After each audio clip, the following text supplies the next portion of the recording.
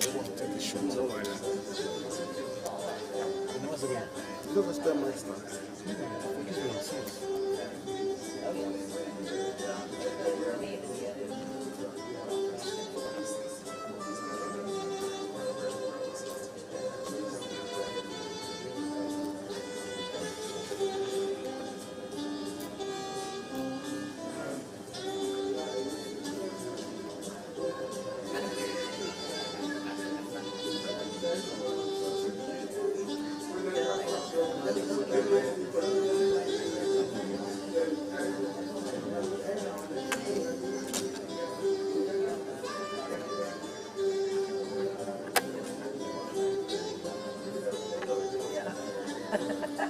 Sorry, my brother, you can't block this place.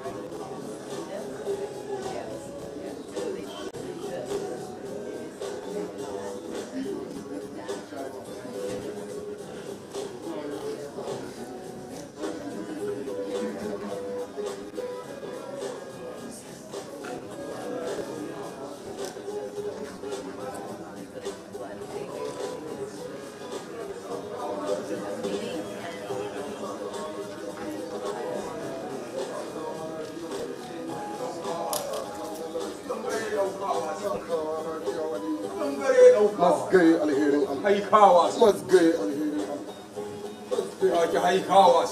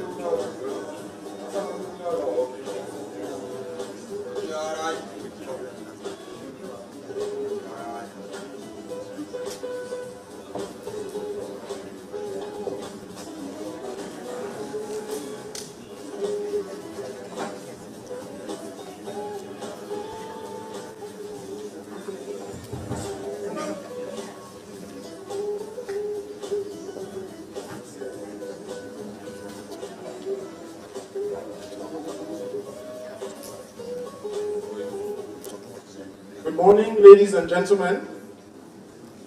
You're welcome to the National Conference on the Management of Farmer-Herder Relations in Nigeria. Let me apologize for the slight delay in timing. We all know that things are happening all over the city, but nonetheless, we're very happy that we're all here. May I recognize the presence of the chairman of the occasion, nobody else than General Martin Luther Agwai, retired, and indefatigable humanitarian. Please, a round of applause. Seated right beside him is the host and the Director General of the Institute for Peace and Conflict Resolution, Dr. Bakut T. Bakut. Please, a round of applause for our Director General. We also have the representative of the DIG, Abu Sani. He is the DIG in charge of the Force Intelligence Bureau. You're welcome, sir. A round of applause, please. We have our royal fathers represented here. In person, sorry, not represented. In nothing less than His Royal Highness, the Andoma of Doma Kingdom. Your Royal Highness, you're welcome, sir. We also have the representative of Chief of Defense Staff, representative of Chief of Army Staff, and on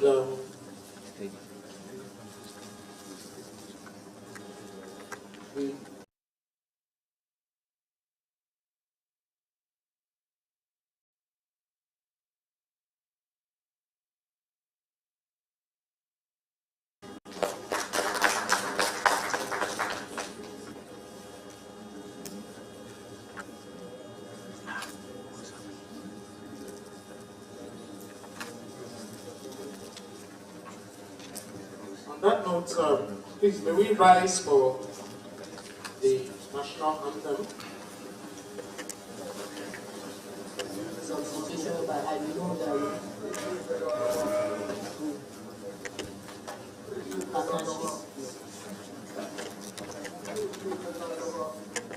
We have just been honored by the presence of His Excellency, the Deputy Governor of Nasarawa State, His Excellency Dr. Emmanuel Akabe. You're welcome, Your Excellency. A round of applause, please. On the count of three, we'll be saying it's actually projected on the screen. Will be the national prayer. On the count of three. 1, 2, 3. O God of creation.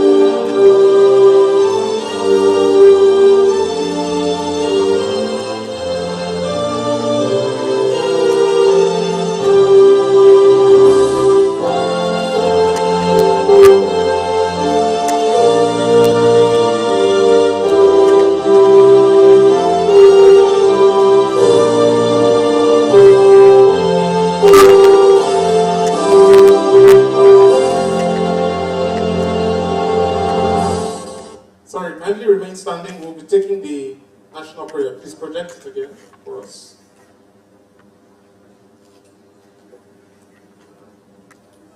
The national prayer, please. The second stanza.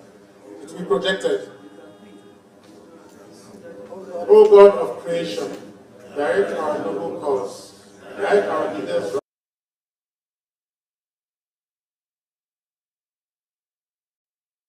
Just and truth, great lofty heights attain, to build a nation where peace and justice shall reign. Thank you very much. You could sit down, please.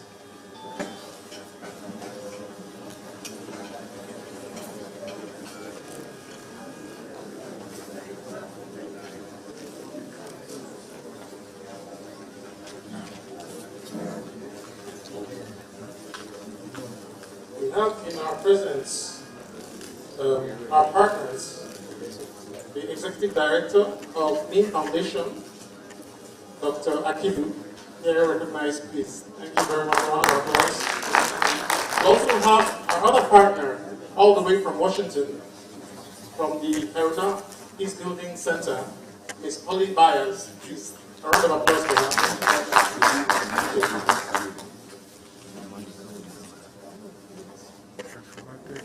At this time, I'd like to call on our Director General, Dr. Bakutsi Bakut, to come here and give us welcome remarks. The Director General, please, you can welcome him with a round of applause.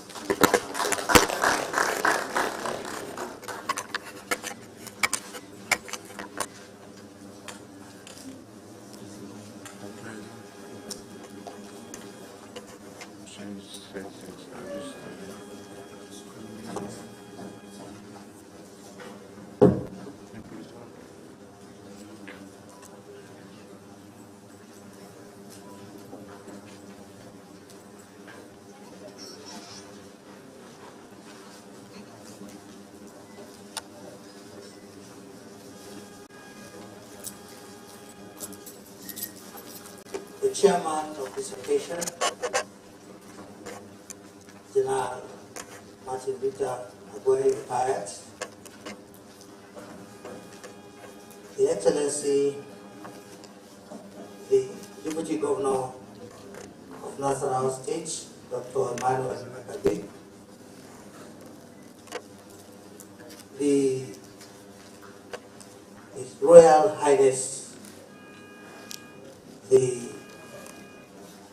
Andoma of Doma Alhaji Aliu Oga Nawe OON,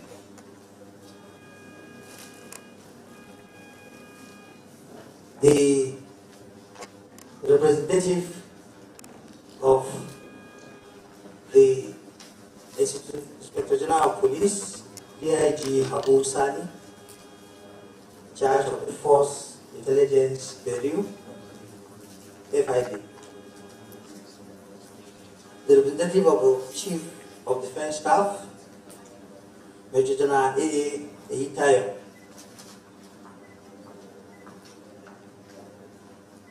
The representative of the Chief of Army Staff,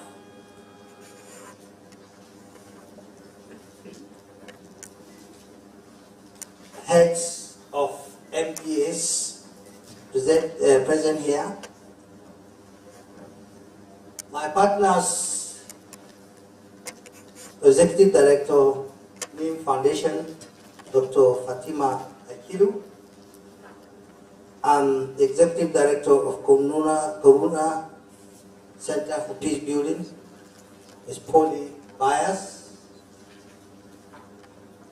and all the distinguished ladies and gentlemen, members of the Fourth Estate of the realm.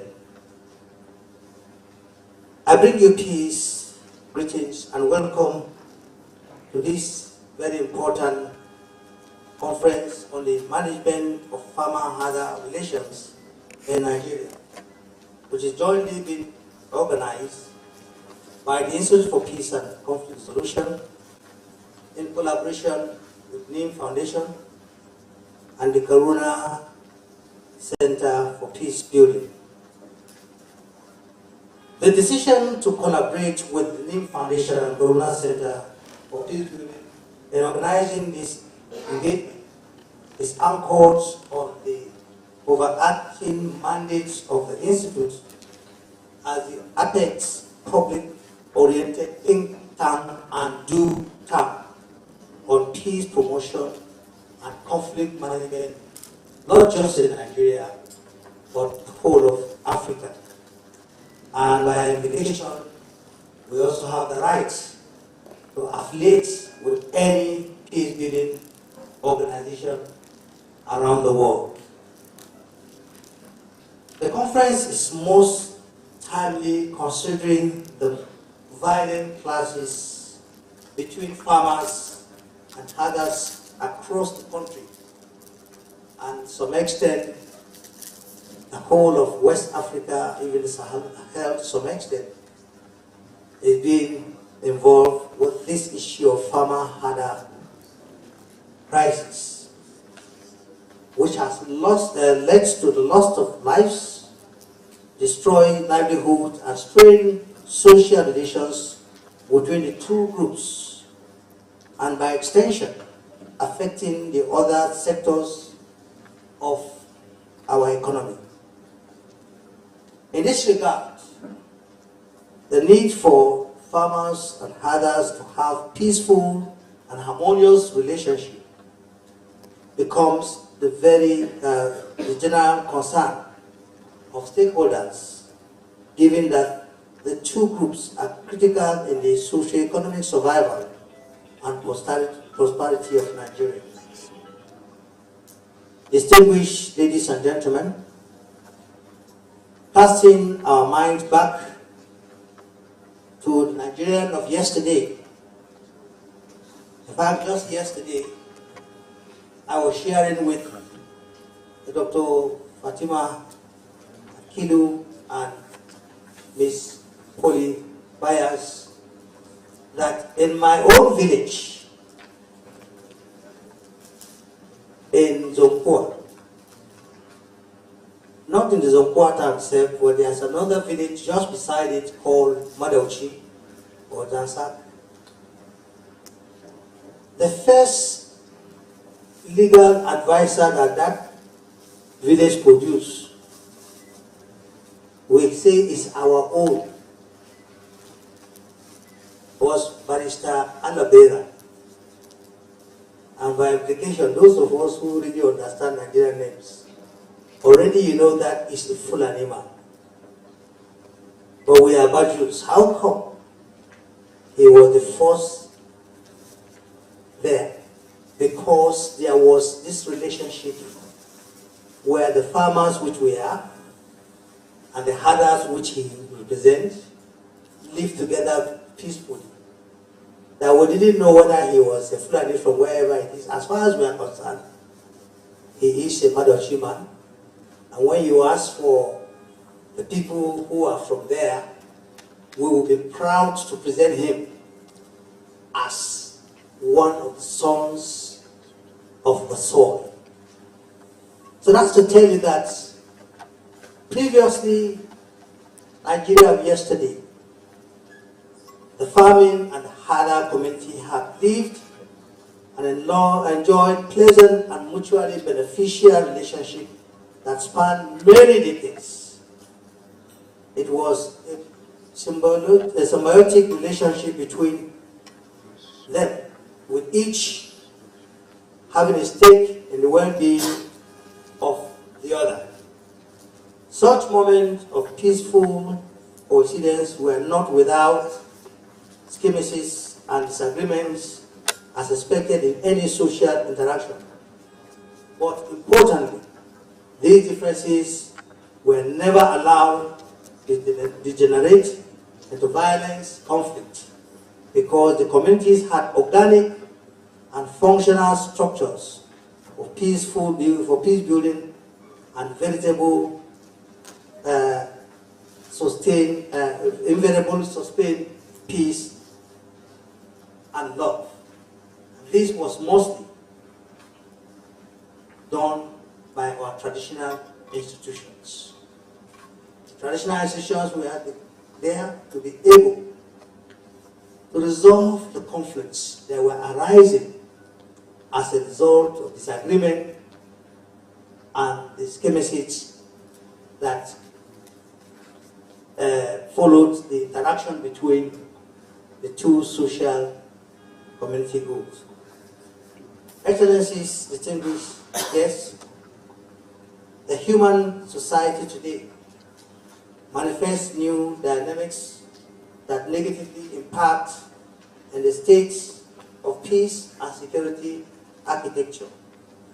X-raying these dynamics to include climate change, population growth, migration that have overtly triggered criminal activities such as cattle rustling, proliferation of small arms and light weapons, communal attacks, which have significantly altered the harmonious relationship and created an atmosphere of suspicion, distrust between the two occupational groups. Distinguished participants, ladies and gentlemen, it is important to intervene and construct a new pathway for peace, and that is why Institute and its partner, NIM Foundation and Corona Center for Peace Building, thought it wise to organize this conference as part of a continuous response to the threat that Farmer Hada conflict portend to Nigeria's peaceful existence and economic survival. Permit me to conclude by calling on all participants, both physical and virtual, to constructively engage and make valuable intervention that will positively contribute in managing and rebuilding the farmer-hada relations for sustainable development. Thank you for listening.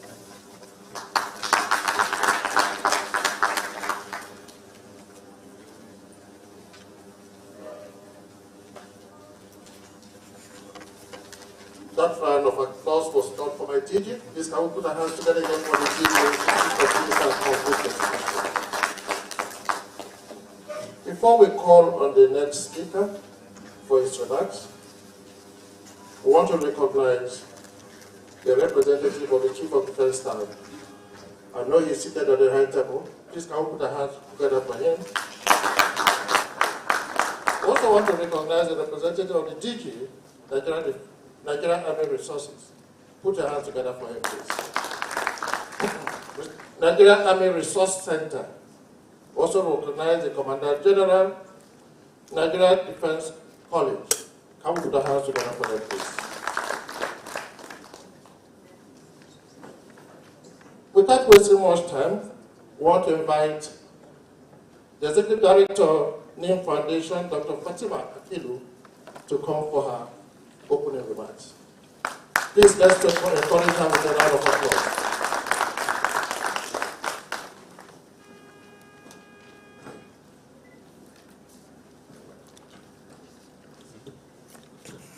Thank you very much. Good morning, everybody. Please permit me to stand on existing protocol as I welcome you again this morning.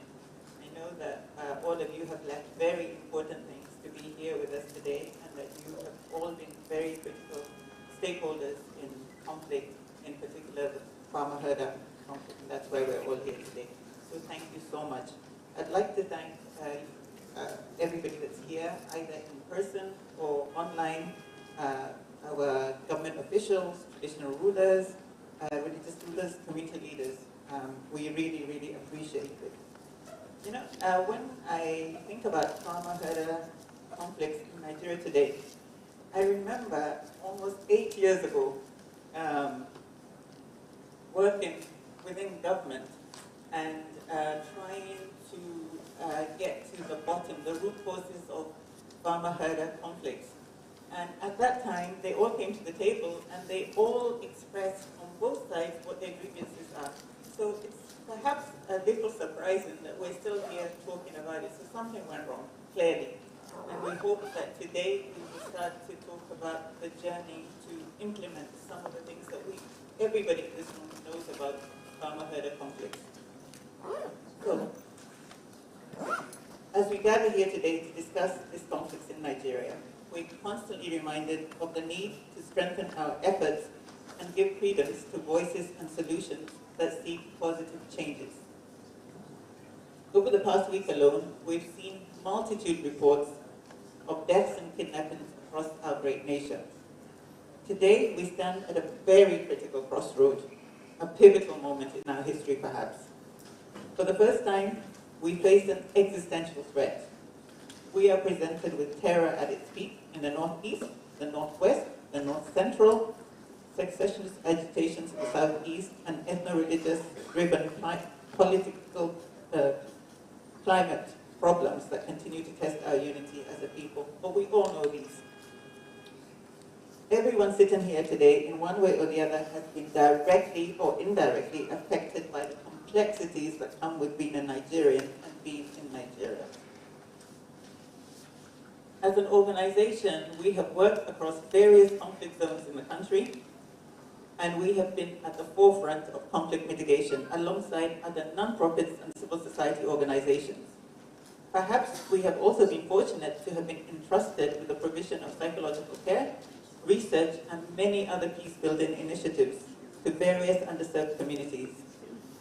In this journey, we have worked with various state and non-state agencies, a lot of whom are here today. I would like to, in particular, mention the Institute of Peace and Conflict Resolution. My experience has shown that the best results are when civil society work with government. And we are here today as an example of this. I would also like to commend the Institute of Peace and Conflict Resolution for the immense work that they have made in advancing peace in this country, and also for the work that they have done on the National Peace Plan. I hope that this will be signed. I think we're way behind on this. So thank you so much for that great work.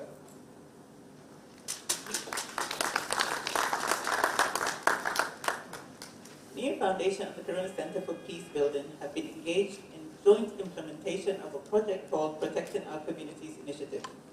This project was rolled out in with a series of community dialogues, early warning interventions, community dramas, psychological support to victims of trauma, and radio programs designed to promote tolerance and resilience amongst community members. The impact of these efforts has been felt across 18 communities in Benue, Kaduna, and Zamfara. Alongside this, the Protecting Our Communities Initiative held a series of intra- and inter-state forums in Kaduna, Benue, and Zamfara state to better understand and consolidate recommendations from the field.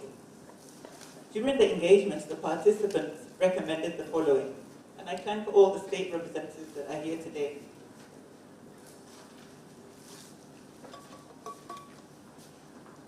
One of the things that they felt that they would like to see is greater efforts to connect farmers and herders across the states of the Federation. They also recommended that they would be set up of a joint farmer-herder liaison office. This would be the first of its kind where they work together from a joint office. They also felt that there should be greater involvement of farmer and herders in the security architecture across the states. So for you state representatives, if you're listening, this is what they want, a greater involvement in your state architecture. They also felt that there was a lot of fake news and misinformation that really remained an obstacle for them addressing the challenges that they faced. There are already existing initiatives being done by farmers and herders across Nigeria. These are things that they're doing on their own without intervention from any agencies, and these should be magnified and promoted. I think we can all learn a lot from that. And finally, they recommended the rollout of more advocacy campaigns using radio, especially in hard-to-reach areas. There are many other recommendations, which I'm sure we'll get a chance to discuss during this engagement. You will be hearing directly from some of the partners that have been involved in this. They have traveled from afar to share their experiences and successes from the field.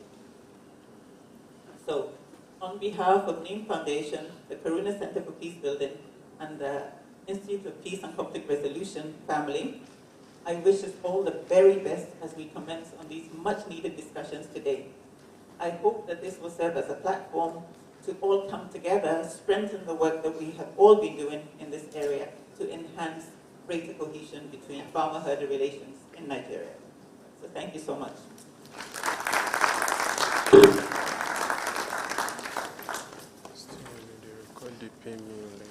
As a psychologist, I know what encouragement means to human beings. Please, can we encourage the trust? Please. Before the next speaker comes on board, I want to recognize, in no special order, our directors in the Institute for Peace and Conflict Resolution. I know most of them are seated here. I also want to recognize Dr. Dayo Kusa, an independent conflict transformation strategist, a former director in the Institute for Peace and Conflict Resolution. I also know you are a member of Forum for Farmer Herders Relations in Nigeria, and I know you take what is happening here today to them. You are welcome. I also want to recognize Dr. Gerard Ilaku, representing the Executive Director, Victim Support Fund. Please, can we put our hands together for all these people? We have also recognized all the representatives of various MDAs. Please, the high table actually is high, but the lower table is higher than the high table. Can we put our hands together for all of us, please? On that note, I want to also recognize my friend, Chris, DG, Early Warning Office of the Vice President of the Federal Republic of Nigeria. Please, a round of applause for him. On that note, I want to call to the podium Ms. Polly Bayer, Executive Director of Corona Center for Peace Building, for her opening remarks.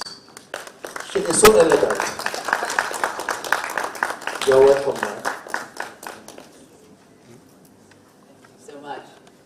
Distinguished guests present here and with us virtually, it is a great pleasure to join you all to talk about the critical issue of farmer-herder relations in Nigeria.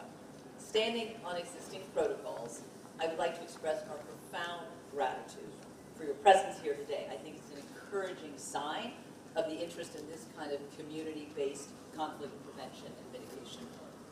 It is wonderful to have such a diverse group here today, as Dr. Akilu mentioned. State and federal government leaders and agencies, members of the diplomatic community, traditional and religious institutions, civil society organizations, and so many Nigerians working hard to build the country's resilience to conflicts. Your presence here, I believe, is an important reflection of the power of the project I'm here to talk about, protecting our communities, and the inclusive approach it has taken, integrating and working with all aspects of society to address critical challenges.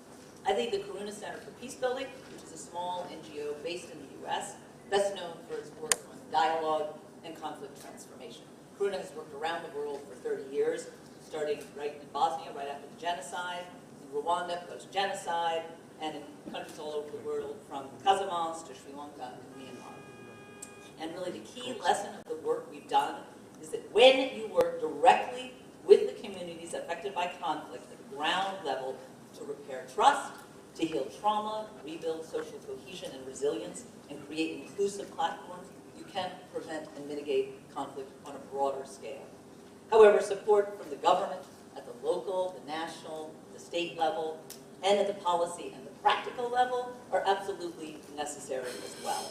But the work at the community level, people to people, to rebuild trust is vital. Without it, there can be no sustainable peace. Throughout our work globally, we have seen the critical importance of government support in sustaining these efforts over the long term, and we're particularly grateful to the IPCR for its support of this community-rooted peace-building strategies in this gathering today. So a huge thank you. I also want to acknowledge the generous support of the United States Department of State's Bureau of Democracy, Human Rights, and Labor, which has been an enthusiastic and strong supporter of this project as it enters its fourth year. You have already heard some of the details of Protecting Our Communities initiative, and that has held over 1,000 community-based dialogues and early warning meetings across Benue, Kaduna, and Zamfara states. And as Dr. Akilu noted, we have seen significant increase in the ownership of peace processes within the 18 communities in which we work. And while every region and community is different, the approach of this project is focused really on putting the communities at the center. Training community dialogue facilitators to identify potential conflicts before they erupt and help mediate opposing views and interests. Importantly, they've also built trust between the communities and security actors. I want to briefly summarize what I think are some of the key elements of this initiative that I hope offer guidance for future efforts both programs, policies, to prevent and mitigate conflict and violence. One critical area I want to note has been the empowerment of women, who are too often viewed primarily as victims of violence rather than as powerful actors and advocates for peace, which they are, as is well documented by research globally, and it's proven in this project where they play a key role in fostering community dialogue and speaking up through the project's radio programs.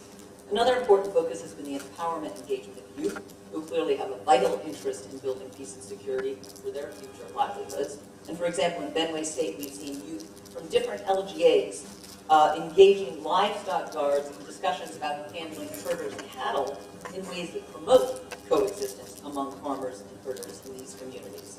Much of the project's success is due to, I think, how it was designed from the inception, taking a holistic and inclusive approach to identifying challenges within the broader contextual dynamics and systems. The goal was never just to develop an effective early warning system, but rather to give communities the necessary tools and skills to proactively deal with and mitigate conflicts and potential violence. The goal, put simply, has been to empower communities, supporting their capacity to manage constructive dialogues and resolve issues at the local level and jointly address their mutual challenges. And this is even more vital, I think, in the face of climate change, which will continue to exert enormous pressure, as you know as well as I, on the livelihoods of farmers and herders in the entire country. A comment by a senior member of the delegation to the recent Interstate Forum suggests the level of success that has been achieved. He noted, "I wish us not to be identified as farmers and herders anymore, but as farmers of Nigeria, because we all farm and produce food for Nigerians. So it doesn't really help our next generation by dividing ourselves under agricultural activities." Well said. Another key element, as noted, has been the engagement of local and state officials and, importantly, security actors, as I've noted, as partners in this effort. In Kaduna State, for example, we learned in the past that security agencies such as police and civil defense were often seen as an enemy, but this is no longer the case. The security agencies now support these communities because religious and traditional leaders have been trained to communicate with them and work with them differently through the project.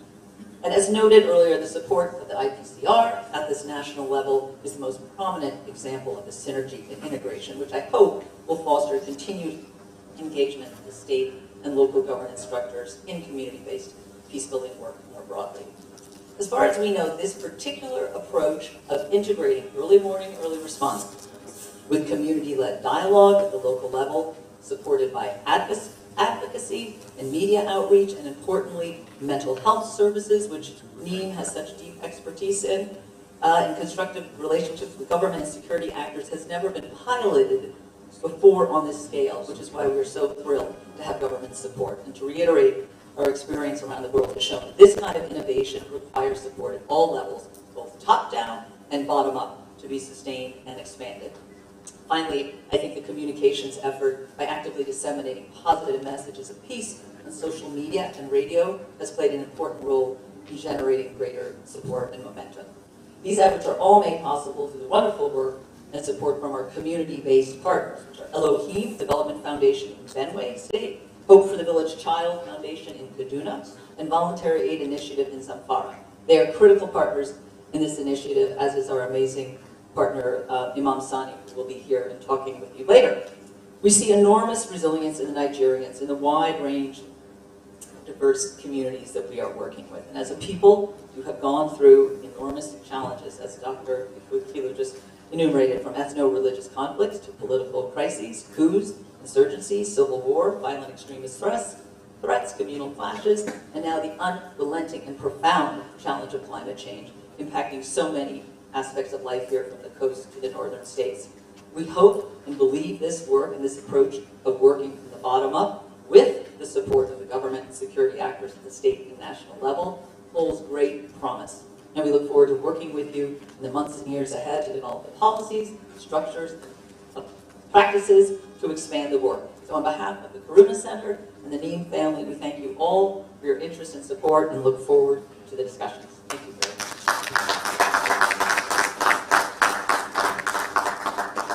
Thank you so much.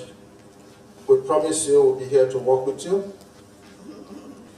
We'll be here to work with you in all the sectors you've enumerated here, because IPCR is also down in the grassroots, at the grassroots, working with communities. So each community you want IPCR to represent you, will be there for you.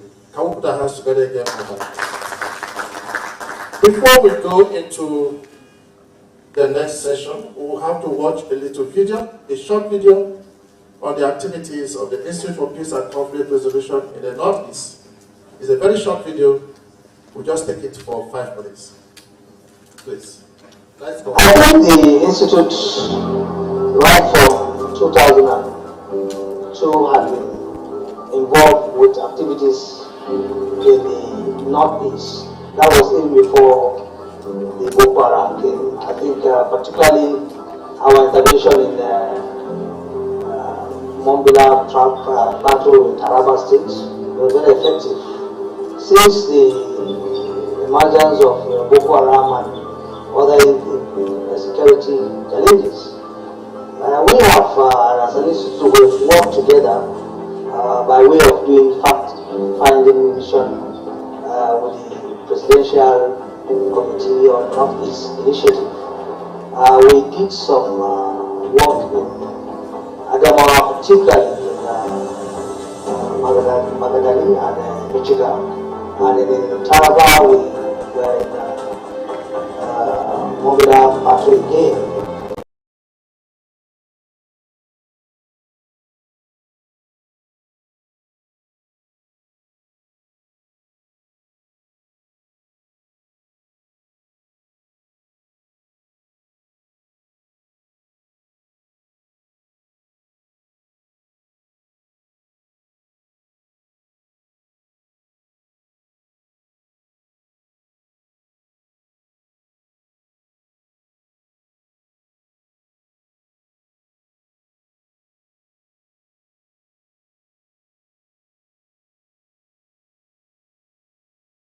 Institute has collaborated with the UN agencies to bring about some support to fight for the people. The UNICEF particularly focused more on children. Actually, it was looking at children and arms conflict. That was what the focus of the UNICEF program. But we also work with the United Nations Women Program. We did some kind of training for them. Then we built networks.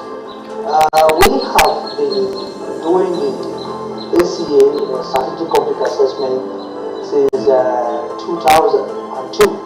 And of course, every time we do that, we do it every 2 years, we always cover all the states of Confederation. I was the coordinator of the peace-building projects between IPC and UNHCR in the Northeast, which is the Community Peace Building and Coping Strategy Support, which started in Adamawa and went ahead in Taraba in 2016. In 2017, Borno was done, and also Yobe.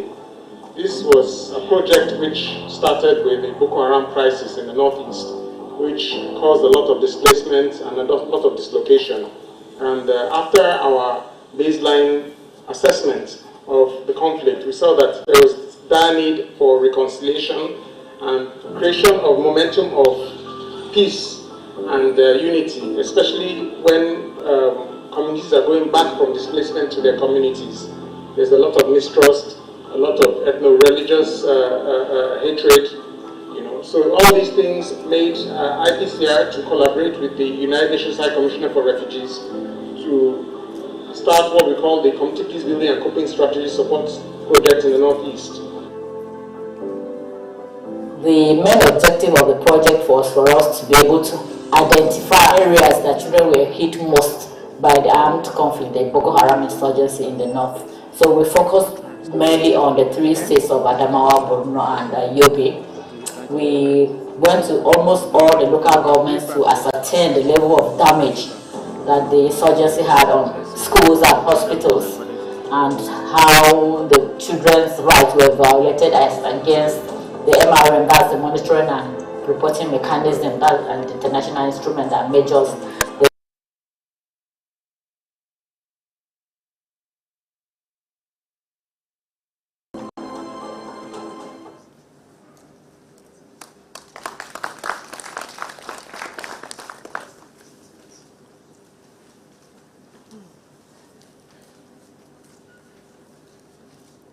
Can we put our hands together again for that? There's something clapping does to human beings. It energizes you. It wakes you up from sleep. It also serves as a sort of warmth to the body. Can we put our hands together again for ourselves? That was a proof to tell you that IPCL is at the grassroots and ready to work with all organizations, so long as their mandate actually matches the mandate of the Institute. On that note, we'll get our goodwill messages from our distinguished guests. We are calling first His Excellency the Deputy Governor of Nasarawa State, Dr. Emmanuel Akabe, to come forward for his opening, for his goodwill message. Can we put our hands together for His Excellency?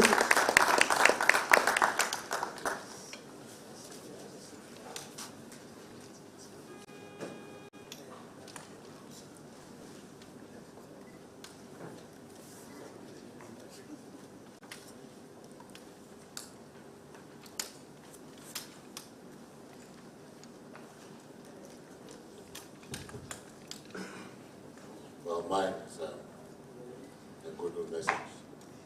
So I'll be as brief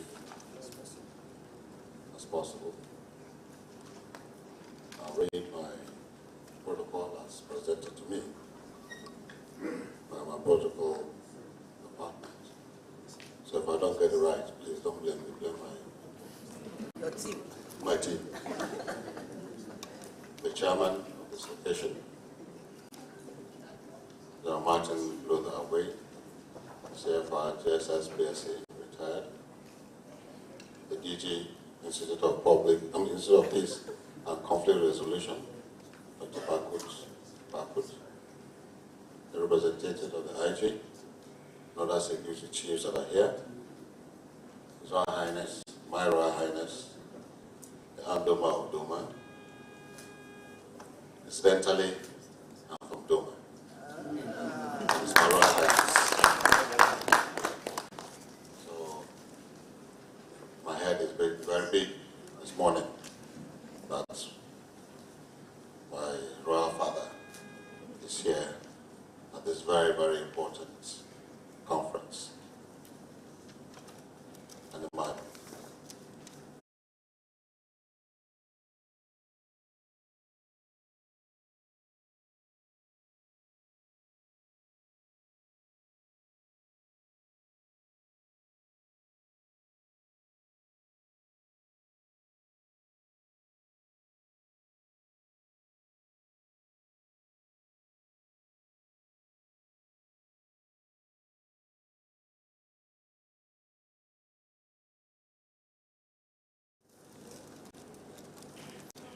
there's no doubt the fact that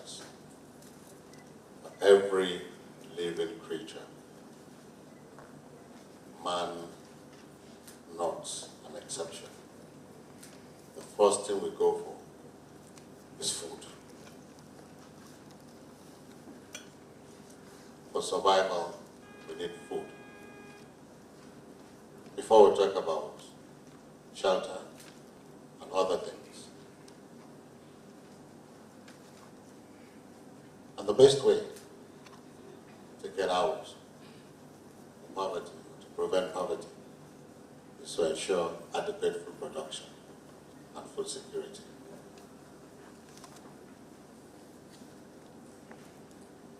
Farmers, herders, conflicts or clashes, the consequences are many and known to all of us. I feel therefore excited that this national conference is holding. His Excellency, the Governor, will have been here himself. But unfortunately, he's out of the country, and he insisted I come to represent him and to represent the state. And thank God I'm not alone representing the state. I must thank the organizers of this conference. That today we should be able to provide solutions to this problem. The farmer-herder relations or problems or conflicts is a disease that we must cure.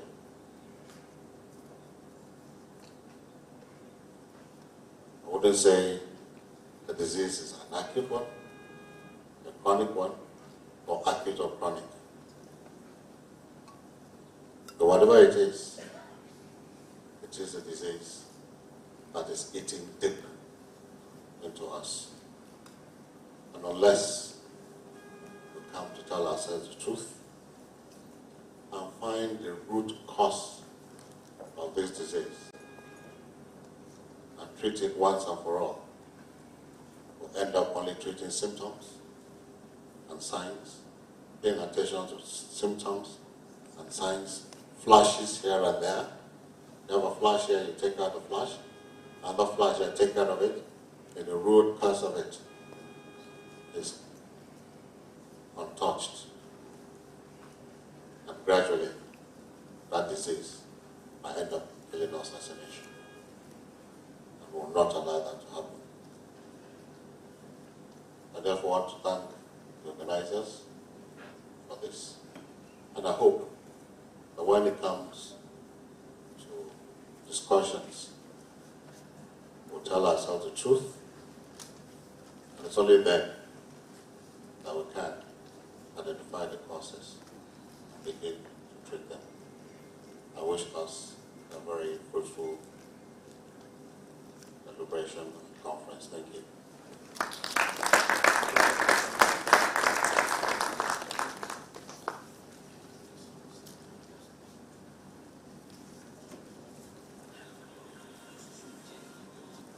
Another round of applause for him.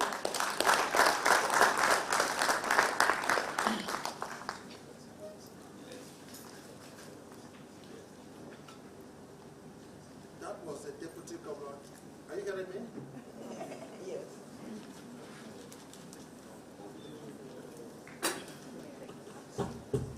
That was the Deputy Governor of Nasarawa State.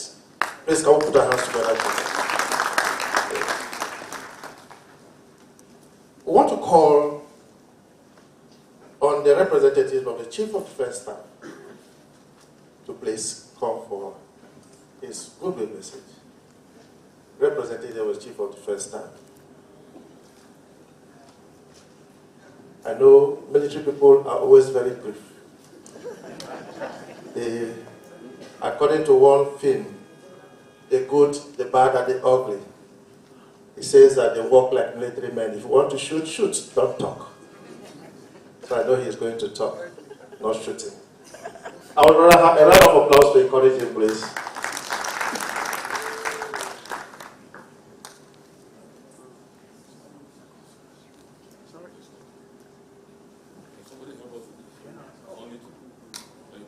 Can we speak from the podium?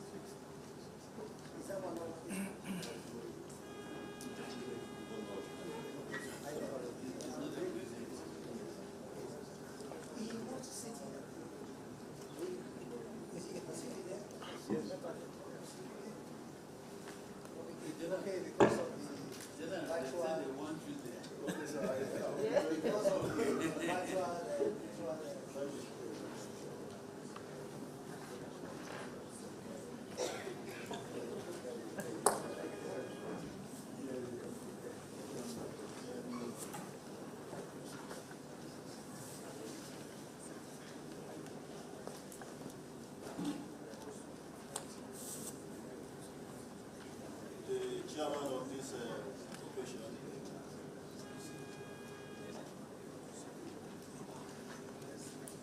The chairman of this occasion, our own Gilwa, retired General Martin Luther Agwe, all other protocol delay observed.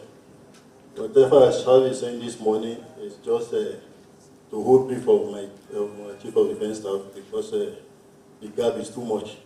But notwithstanding, I'm going to say a little thing because to say something is better than not saying at all. Yes, so, sir, the initiative for reconciliation between the areas and the farmers is long overdue. It represents the two agencies represent the cornerstones of the pillars of agriculture. And we all know that animals and, of course, the plants, they have tendency to keep human race on. But on a lighter mood, you know that if, let's say, the farmers happens to be crippled, and then the headers are mobile, the tendency for somebody who is mobile to be an offender is much more likely to be inside, because the person who is crippled cannot shift places.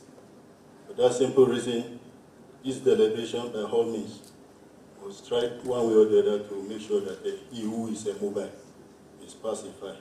The reason being that the whole globe, if they should have problem, there will be problem in the tummy, because the two agencies are very vital for human existence. And it goes without saying that if the whole world is hungry, there is no how we can continue to survive as a race. On behalf of the Chief of Defense, I'm seriously speaking now, I want to please plead that this garden is made by all means to be multi-purpose and also positive tenet. Thank you so much.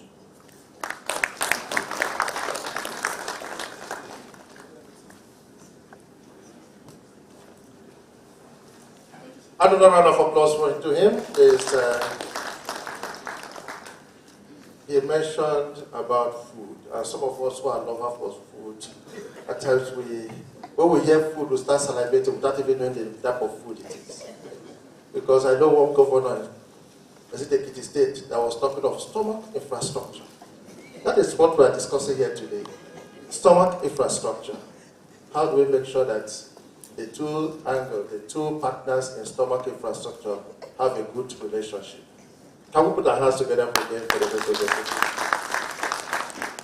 I want to recognize to the high table the representative of the governor of Kaduna State, Alhaji Ibrahim Katsina.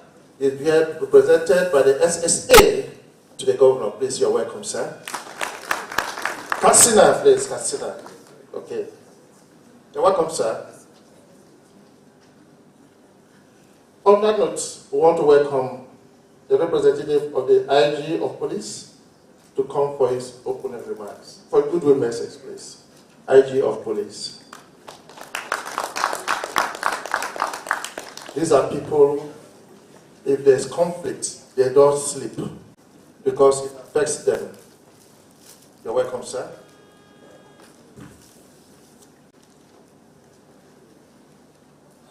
The chairman, sir, other well-established protocols, participants, good morning. As the MC pointed out when the representative of the Chief of Defense Staff was to make his goodwill message, he knew in the military they are supposed to be brief and straight to the target. We in the police were supposed to review and also speak at least with some details.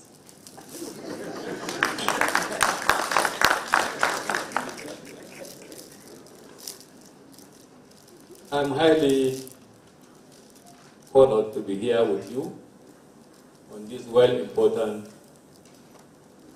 program that has bearing to our national security. Every person that is here came the intention to find a well-profitable solution to these hydra-headed problems that is inevitably this country, particularly at this critical period of electioneering year that will usher in under government in 2023.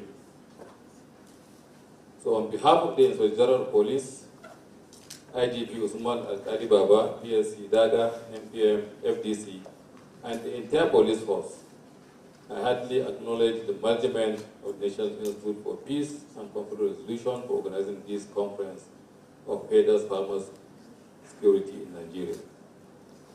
The theme of the conference, Management for Farmers Herders Relations in Nigeria, is apt and timely as it underscores the need for consistent deliberations on applicable strategies that will resolve the recurrent incidents of herders and farmers clashes in the country.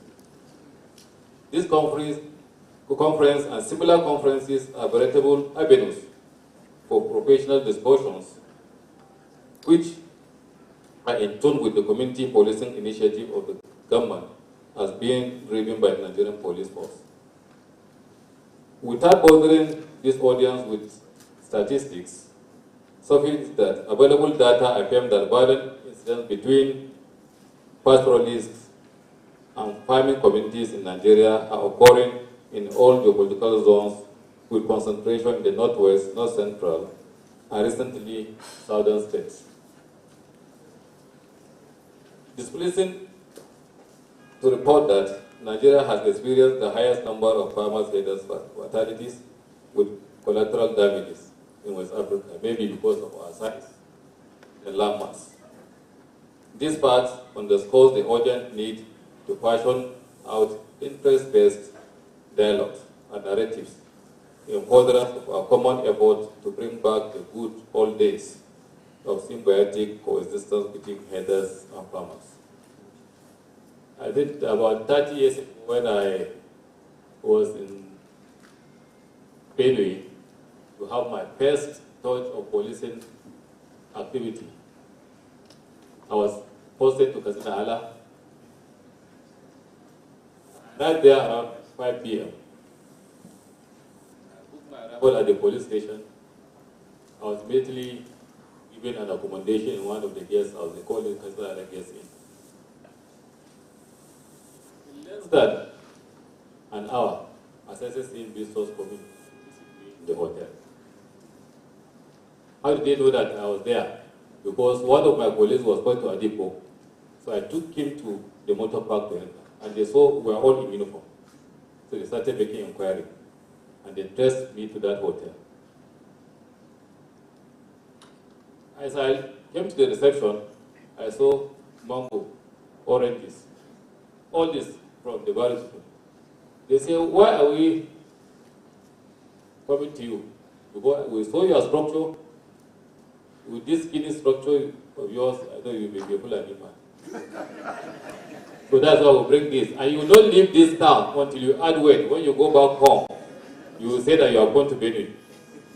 By 7 o'clock, a deputy superintendent, who was the admin officer, came and took me from my hotel and started going from one house to the other that night.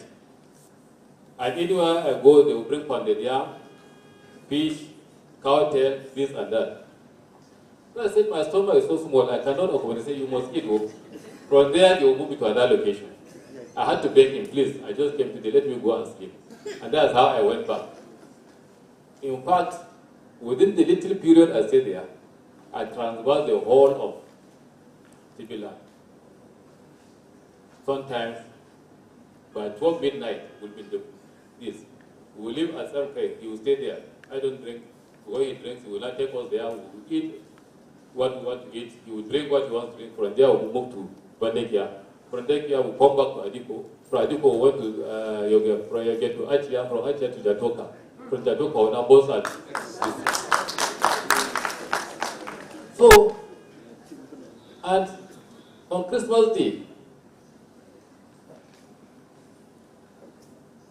that was 1992. On Christmas Day, I was at the late 20th house.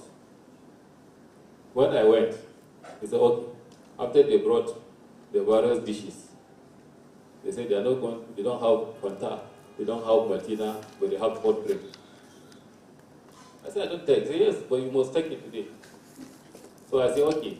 Before I take it, I'm surprised I'm in Totim Palace. And in the whole dishes, I say, I'm not seeing rat. Therefore, I will not take this until you provide rat for me. So, and that is how we tried the job. So the wife now brought Martina and Fanta with too.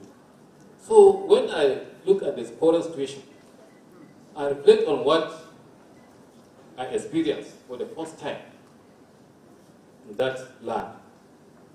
I knew something is wrong somewhere. And that is the wrong that we need to identify today and then foster unity so that we'll have progress in this country.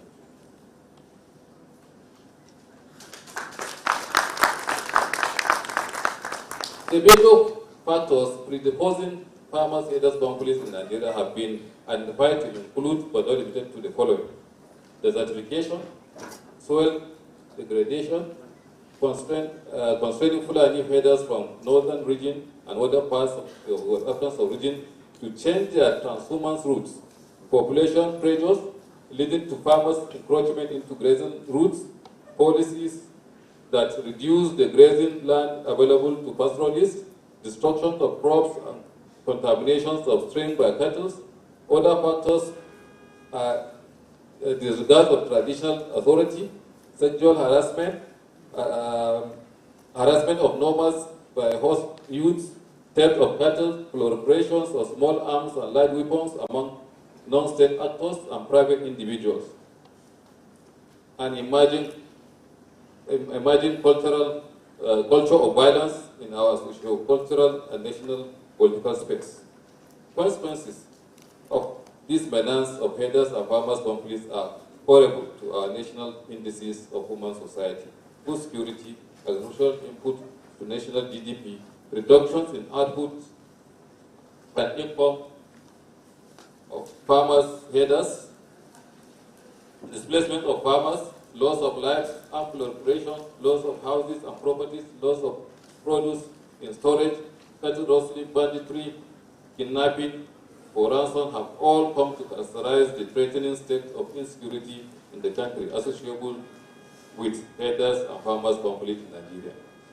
The Nigerian police, in synergy with all other security agencies and safety services, have been employing preventive, proactive, and response options with the community policing and internal security framework to reasonably manage the threat.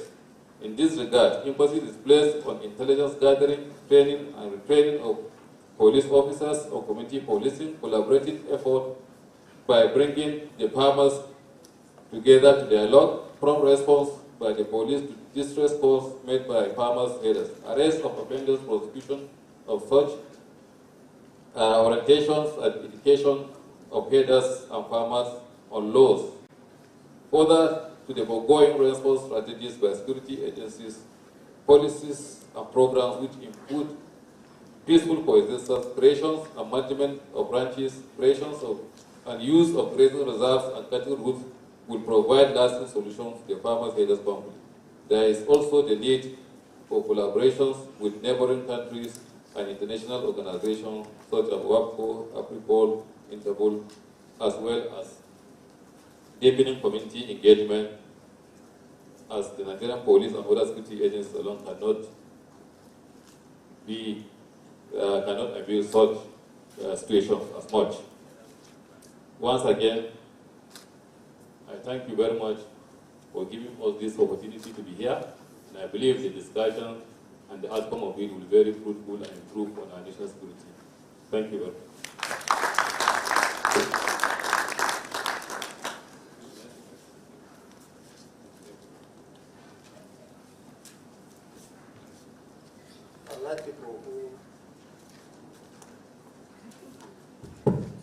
I like people who know how to enjoy. This guy is an enjoyment person. You see how he truncated Benue State in just how many? He didn't tell us how long you stayed there. 6 weeks. And he truncated Benue, eating all the lats that are there. You're welcome, sir. Another round of applause to that. Just give us a scenario. What was then and what is now? And where did we miss it? You're welcome, sir.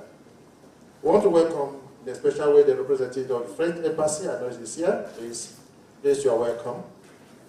Without wasting much time, we want to call on His Royal Highness, the Andoma of Doma, Alhaji Aliyu Oga Onawo. You are welcome. Probably we need a special welcome to His Royal Highness. In our place, I would but probably I don't want the camera to catch me in a one live flight on the ground, sir. But I welcome you, sir.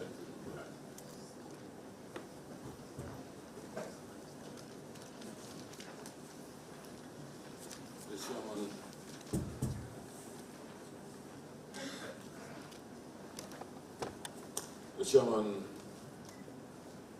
of this conference, an accomplished retired Army General,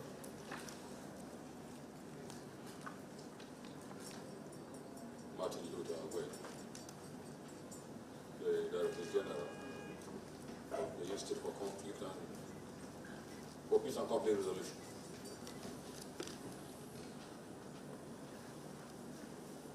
The acting governor of Nasarawa State, Dr. Emmanuel Abadu Akabe, the Jagaba of Doma, that's his traditional title in Doma.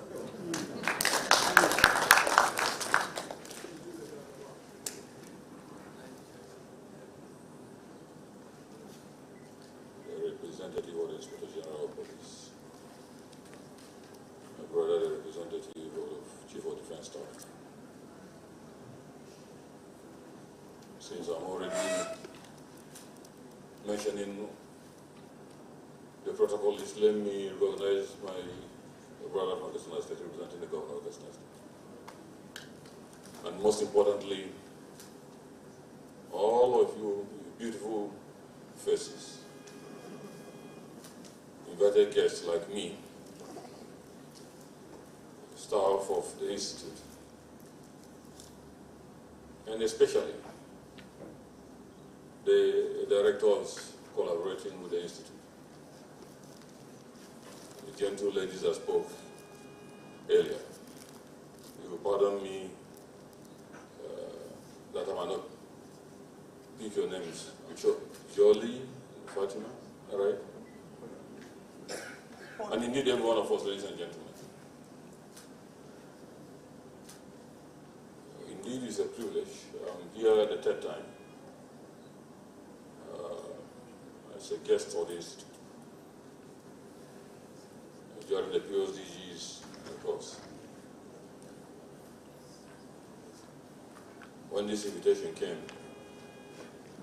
I became a little interested in it because those of us in the villages are the ones that know what herders and farmers conflict is all about.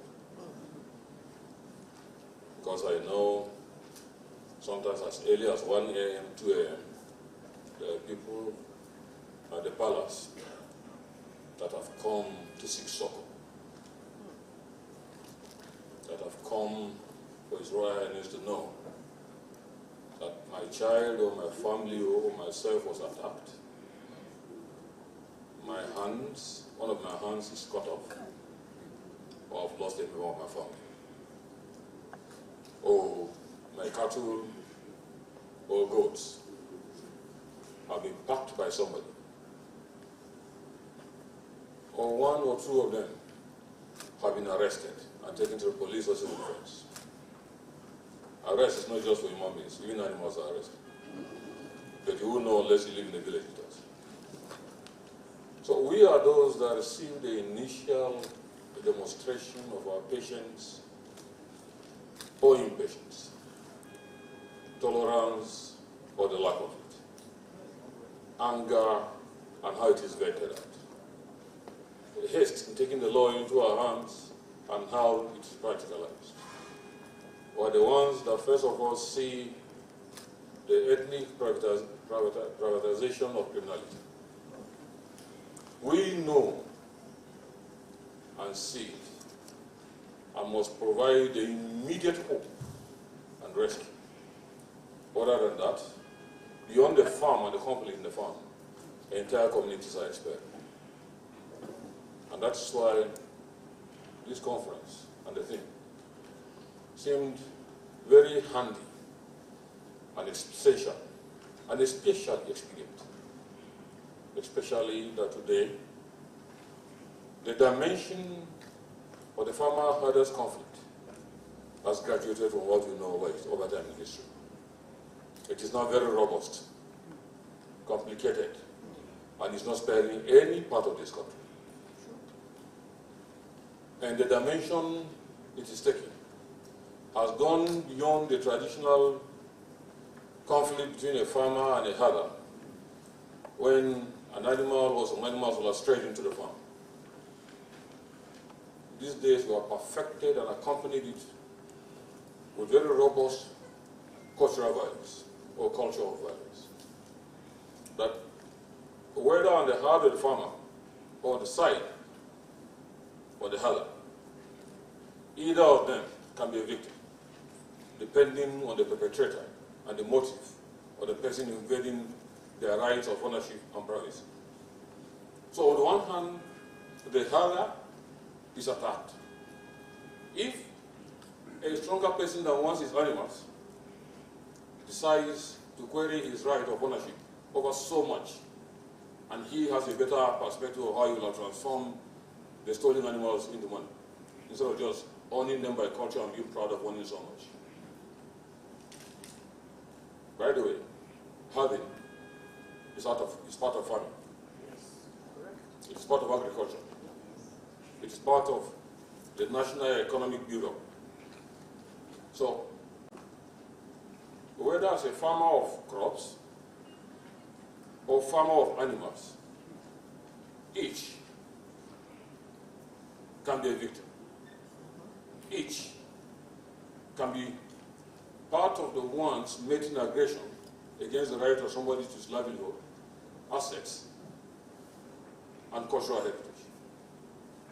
Hitherto, the farmer, the herder strays into the farm, and we'll talk and we'll sort it out. Because of growing national frustration, migration, population growth, ethnic impatience of Nigerians against Nigerians, growing rush to refuse to use the state agents of compromise and conflict resolution. These days, once anybody touches on you, whatever means of revenge you have handy, or means of self-protection you have handy, you unleash it. And that is why we receive cases on a daily basis of somebody either killed or his limbs,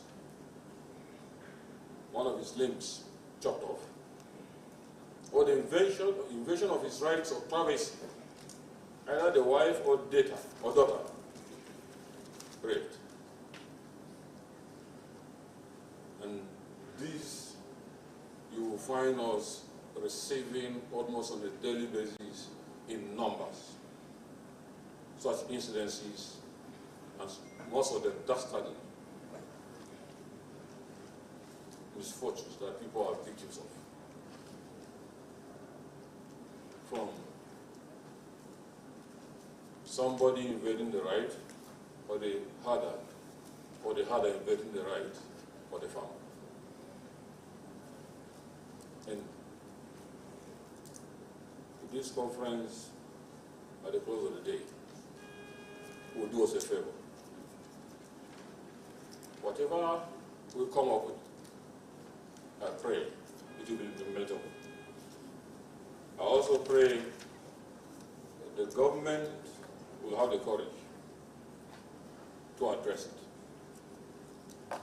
We, across all levels,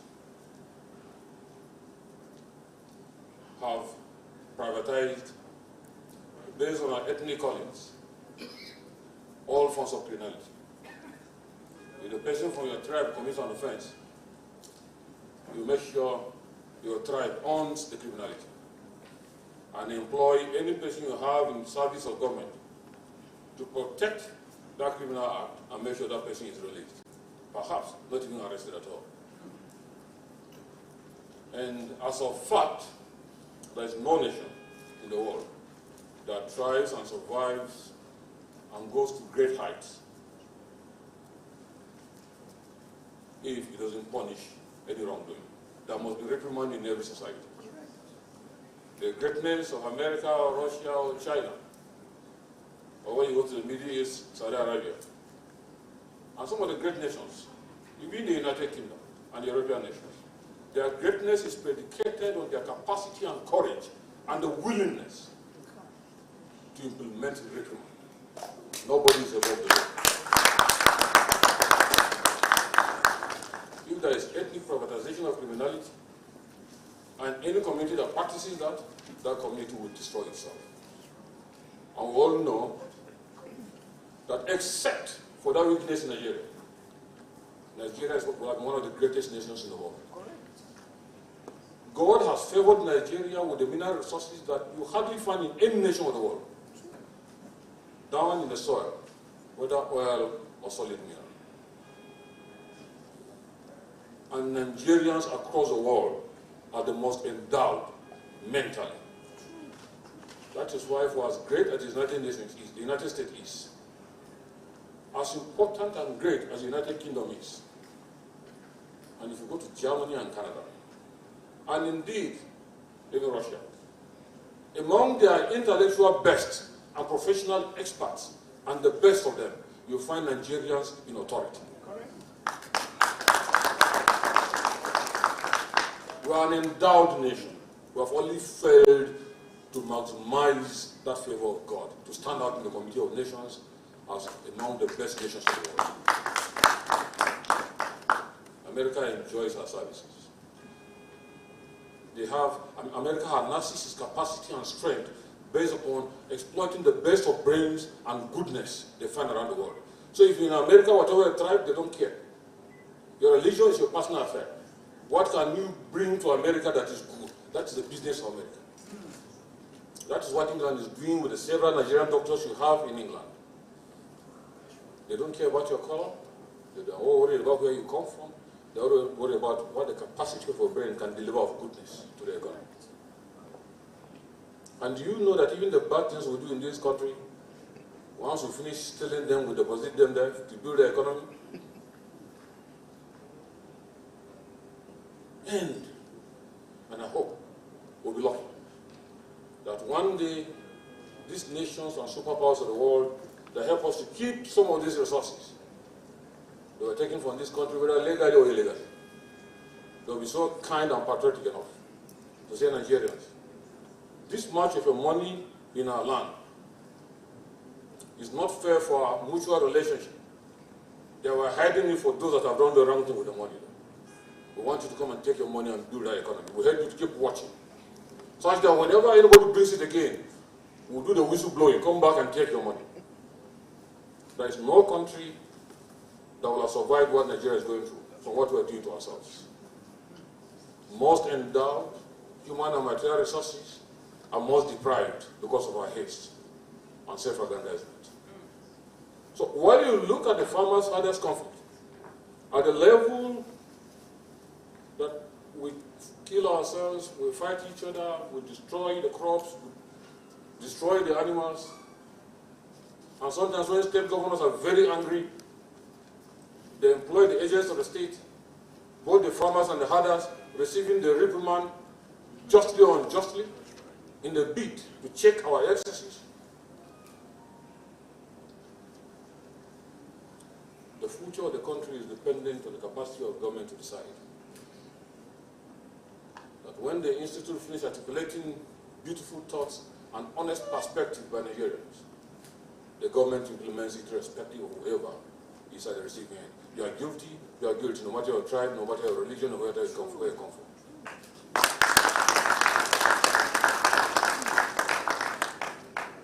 Mr. Chairman, I had the privilege of attending a function I represented the Sultan of Sokoto. When the Bishop of Sokoto opened an institute, I asked the Catholic community. Then President Jonathan was the president of Nigeria. I said, unless I'm dressed like this, will you know where I come from? Does it matter? If you benefit me, I'll benefit you. Is it not better? That is what God will reward me for, or reward you for. Goodness from you to your fellow human being. I asked whether there's a different market for Nigerian tribes. Unless you're a Hausaman, or a Fulani man, or a Igbo man, or a Yoruba man, or those of all whose tribe you don't even want to mention at all, they're allowed, or any other minority tribe in Nigeria. I said, unless we come to the fact, the reality, that God has chosen this country in its diversity and ethnic differences as a collectivity of people that He has ordained that we must stand out as the emblem and the flag bearers of a great black man in the history of the world.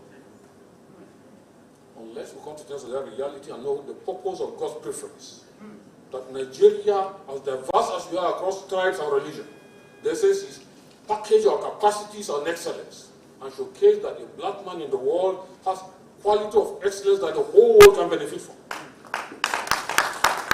And that we must ever explore, like America picks the best and presents to the world as the excellence of America. Like you see in Russia and China. Unless we're able to arise, identify our excellence as a priority, and insist that the excellence should be the best thing and the only thing that advances you, and that the reward shall be based on the extent of the contribution of your excellence. We should wake up and explore that so that Nigeria stands tall among the Committee of Nations of the world. There is no different market or hospital for a religious group or a tribe other than the common reality that you and I go to the same market, whether it is Wuse, for those of you that live in Abuja, or Kazan Larawa, for those of us that live in Dome, or any community market that you have in your community. Once it is time to feed, there is no religion, there is no tribe in the markets we go. Do we have different markets for Muslims and Christians? No. Do you have different markets for our tribes, or various tribes in Nigeria? No. And when you go to those markets, you see the Igbo man's shop side by side with that of the Hausa man or Fulani man or any other tribe you find in Nigeria. And when you buy, you are buying the goodness you see in his shop, not his tribe, not his religion. When you go to the hospital, the doctor's religion and tribe is not a problem. You want good health, you want wellness. You don't ask what is his tribe, what is his religion. Your own main preoccupation is, the doctor, this is what has brought me. If you have the capacity to reduce this ailment, that's what I've come for. You don't remember his tribe, you don't remember his religion. If that commonness is an existential reality that God has ordained and has packaged us in moments of survival, we are same tribe, same religion. But when it advances to moments of national self-aggrandizement, then the factor of religion and tribe comes in. Unfortunately, Mr. Chairman, this radiates even in the farmers and herders relationship. However you look at the dimension of the crisis in Nigeria, it radiates down. And that informs the circumstances we have found ourselves in whatever dimension and the circumstance it has taken. And that's why you find everybody rising in defense of his tribe, even if the tribe is wrong. That's why we claim criminality, because it involves our tribesmen and our tribeswomen. And unless this country makes the law of the land superior to ethnic and individual self-centeredness, there is no day we'll come out of this circumstance we find ourselves. No matter the strength of the bullet and number of soldier men and policemen you send to the field, if the country does not implement law and order as a state policy, conscious and deliberate, irrespective of any person involved, there will be an end to this situation. And let me urge that the outing recently at the Commonwealth Games, when Nigerian girls came together, irrespective of tribe and state, irrespective of religion, and put Nigeria in the Committee of Nations for people that can deliver goodness, irrespective of tribe and religion. May that stand out as a picture of the Nigerian spirit that all of us will imbibe for the future of Nigeria. I thank you. May God bless this country. And may God bless this country. I think we should keep clapping. I think we should keep clapping. This can pass as a keynote address in any occasion. This speech can take us to United Nations and bring us a lot of accolades. Can we put our hands again together for the His Royal Highness? You know, the position of the Royal Highness is so sacrosanct that it is in our place a representative of the ancestors. And you cannot stop the ancestors when they start communicating with you. So that's why we allowed him to do whatever he wants to do. And behold, I think we got the best of it. Can we put our hands together for him again? This is the second time I'm actually hearing His Royal Highness speak, and I want to hear him speak again.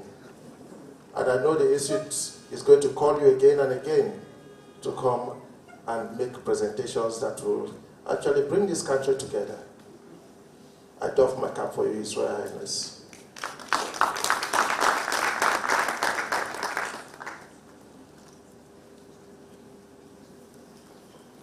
We want to just call on the SSA to the Katsina State Governor to make a brief goodwill message from the Governor. At times when I hear people representing government, my hands start itching. I don't want to say what it is, but my hands start itching. SSA to the Governor, please, can we have a good message from my side? He's our friend. Our chairman, sir, and our general. My governor said I should greet you, sir, because of the respect he has for you. Your Royal Highness, thank you so much for the very encouraging remarks you have made. And to our DG, you have done well by gathering these brains to brainstorm on what I think should be the future of Nigeria.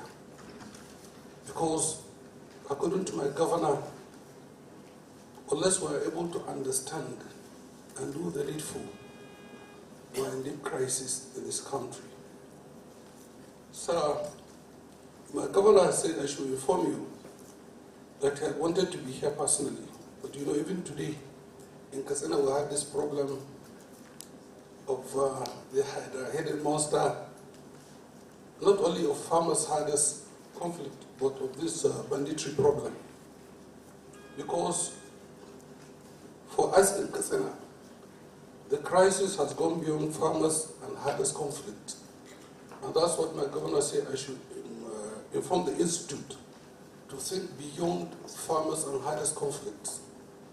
Because this issue of armed banditry we are facing, both the farmers and the herders are at risk. And based on this concept, Katsina is developing a new mechanism of managing the crisis. Because in reality, the issue of farmers-herders conflict for us is a foregone issue. The main problem we're facing, not only in Katsina, but in the entire northwest region and parts of the north-central states, is the issue of armed bandits that are pursuing both the farmers and the herders. So the crisis of these armed bandits has made it imperative for both the farmers and the herders to think outside the box and bring their heads together to fight the menace of armed banditry. Because the truth of the matter is, the armed bandits are chasing everybody to the extent both the farmers and the herders have realized that had they been living in peace, like what the houseman has said, the farmers and the herders have been fighting each other. Now somebody come from somewhere and that is dealing with all of them based on the fact that the bandits are cashing on the situation. Had it been the farmers and herders put their heads together, I don't think the bandits will find their way. So in this respect, sir, His Excellency said I should inform you and share little experience on what we are doing in Katsina to mitigate not only farmers-herders conflict, but the issue of armed banditry that has been disturbing our communities. We are involved the concept of community networking. That's bringing everybody together. Let us understand ourselves, as His Royal Highness has said. There's no reason why we should be fighting for the common resources that are too much and enough for everybody.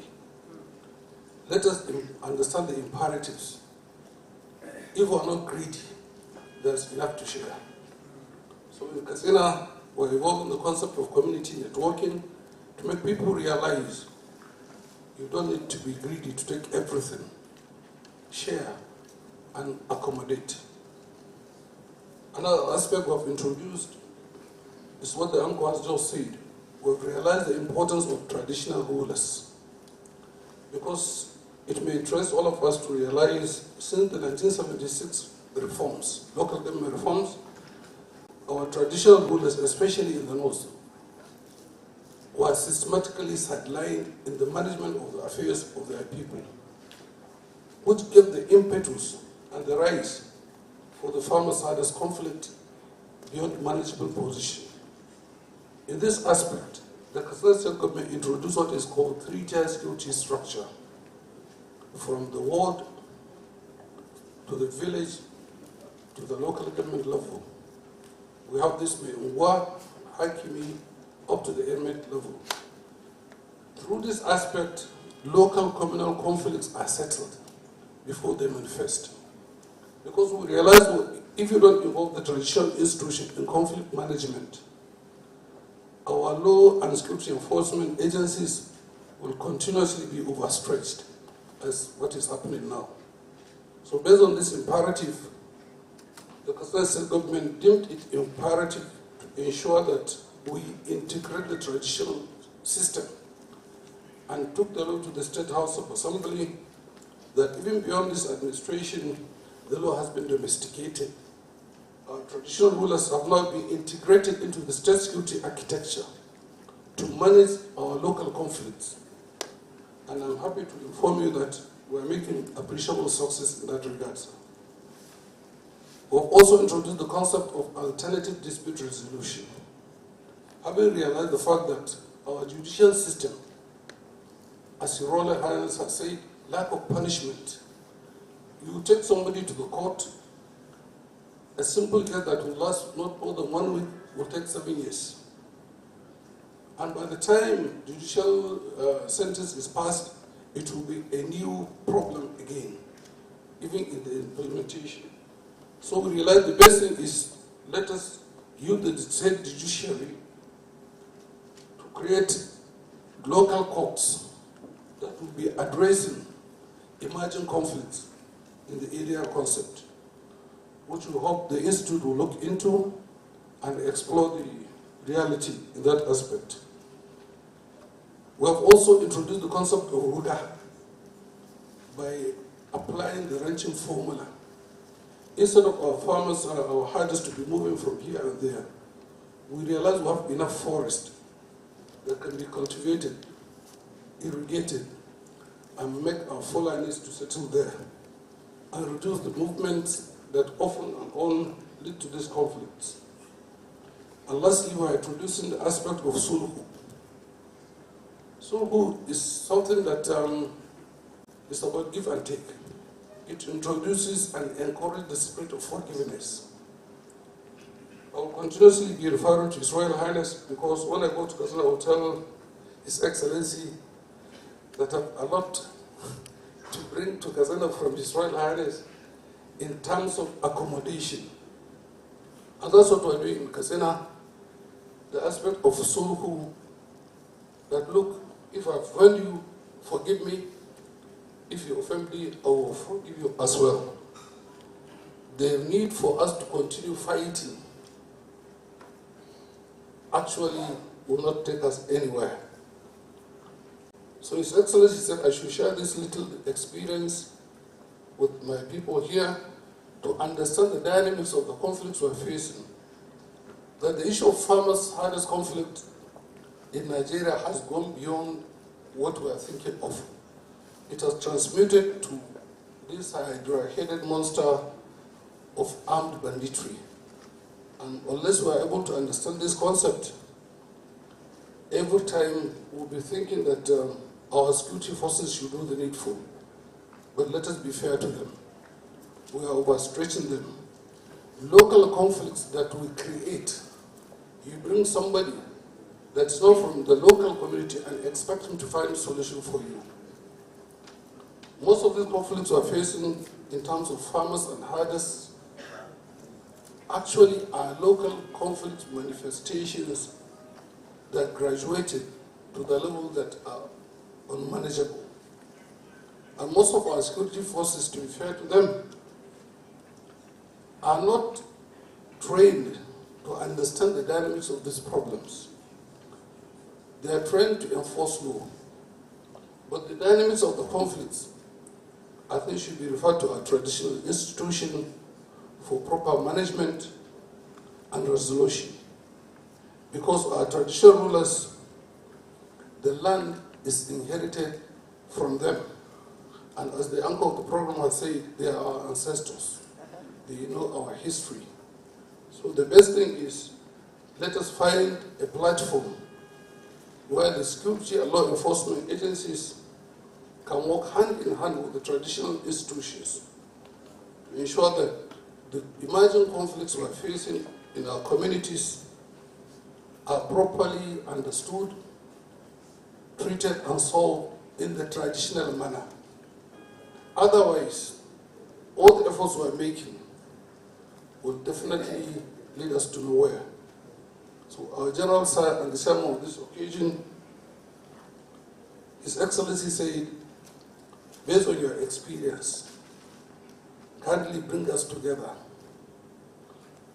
lead us to a common front that will gather from the papers that will be presented here, based on the experiences of the experts that will make presentations, and give us a common front that will serve as a template for all of us to follow in finding lasting peace and security to our communities. Thank you so much for giving us the opportunity to come here and share our little experience. And may Allah assist us at the end of this roundtable to come up with workable solutions that will assist our communities to have sustainable peace and security. Thank you so much. Thank you so much. I was in Katsina State on a program of the Institute sometime early this year, and to a local government for conflict mitigation. I saw the speed which the drivers were driving, which the drivers were using, over 140 kilometers an hour. And I was screaming. They said, no, that is the only way they can cross this region. And I felt my heart was already in my hands. And behold, when we were also coming back, it was the same speed which they were using. Something is wrong. We can't, because of kidnapping, bandits, run into accidents that will still kill us.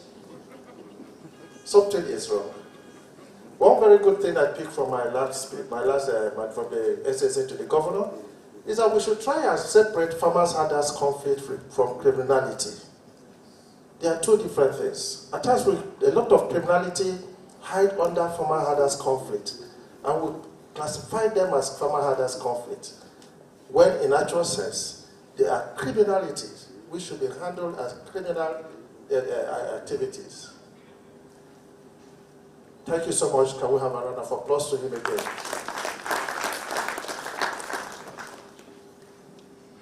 In my place, there is a particular masquerade we call Ijele. Ijele does not come out without special ovations. Smaller masquerades, when they know that Ijele is coming out, they all go into hiding. Behold, I'm calling out an Ijele. The masquerade of masquerades. I am talking of a person who has been the chief of defense staff of this country. He started as the chief of army staff and became chief of defense staff. All the things they asked me to call here, CFR, GSS, PCA, MCC, there are just so many. Please, pardon me if I don't pronounce all of them. So we welcome with a sounding round of applause, General Patrick Luther Angwani, please.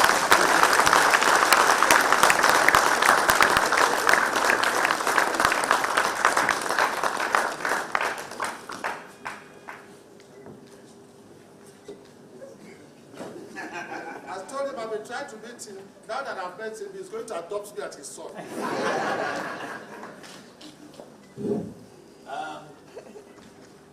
Distinguished ladies and gentlemen, let me just stand on the existing protocol so that I will save time. And the thing that surprised me was my adopted son, in one way or the other, put me on the spot. Because he have now raised expectations. And I really virtually have really little or nothing to offer. All I was told is I'm going to be the chairman. So I decided to tell you what happened between me and my granddaughter. My granddaughter said, Grandpa, they said you are chairman. So you were the one packing all the chairs together. So I thought that's what I was going to be a chairman, to pack all the chairs together and put them. But haven't listened to what His Royal Highness, the Adoma of Noma, have said. And haven't listened to what the SSG, the Katsina State Government, have said.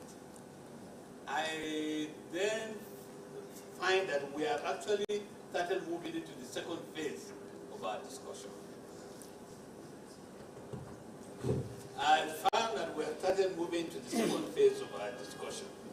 But I want us to really think. We are here for National Conference of the Management of Herders, Farmers, Issues in Nigeria. But the most important part is that we are here to consolidate and look at prospects for greater synergy. And I think that is the most important part. The synergy of us all working together. When I was listening to all the comments, the goodwill messages, and the comments that we have, I thought the most important one is dialogue. And I really, in my growing up in the military and the luck I have in my tail end of my career to get involved in peacekeeping, I found myself in Sierra Leone, and then I found myself briefly at the United Nations itself as a deputy military advisor. And then when I had the fortune or the misfortune to be the guinea pig of what they call hybrid operation in Darfur, I now begin to understand what dialogue is all about. And I think this is what we should try to build as much as possible. Without even listening to His Royal Highness, I wrote in my notes that the role of traditional rulers, especially at the grassroots level.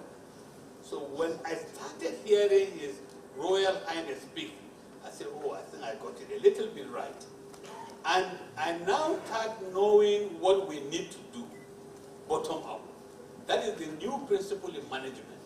And we need to take our people from the grassroots level up and begin to know that most of the drivers of the crisis, whether they are other farmers that have now metamorphosed into criminality, they all start because people at the top, not from the bottom, people at the top want something, and because they want something, they will find all sorts of means in their research, using data and statistics, to sometimes tell lies so that they will have their way. I hope in our discussion today, we will begin to accept that the traditional rulers really still have a place.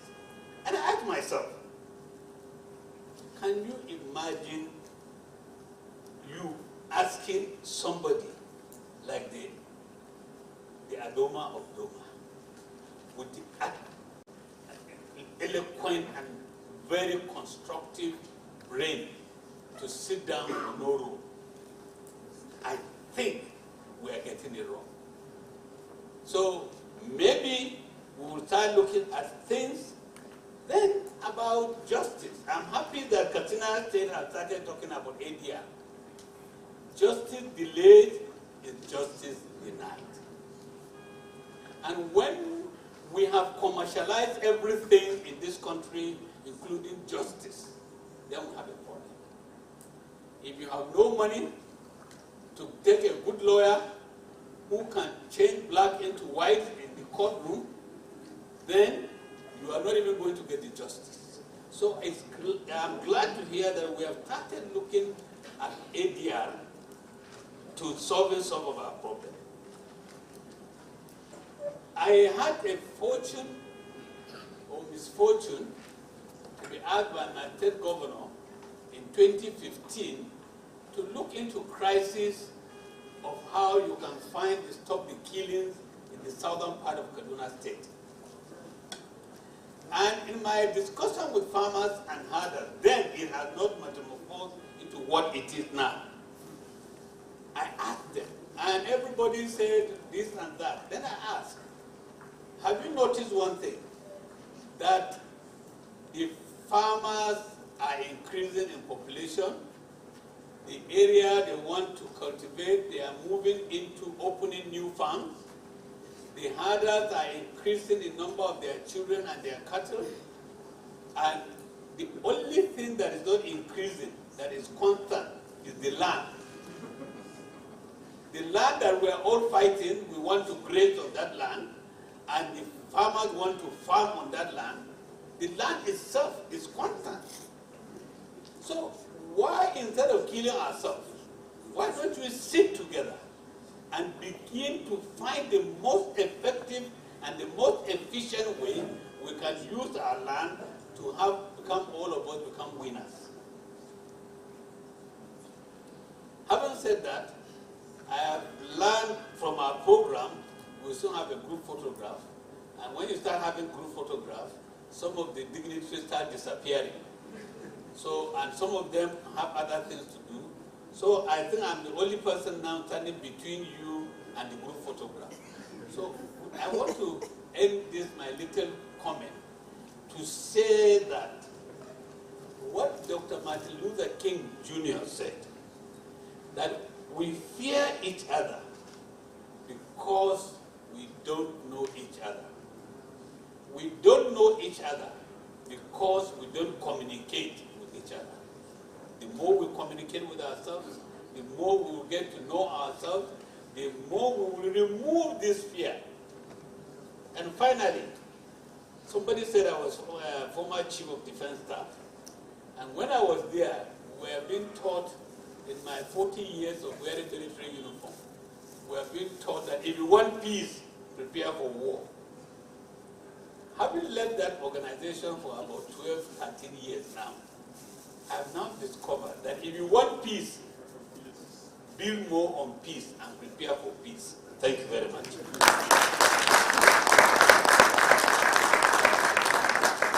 Oh, my adopted son. Thank you so much, sir. A bigger round of applause to my father.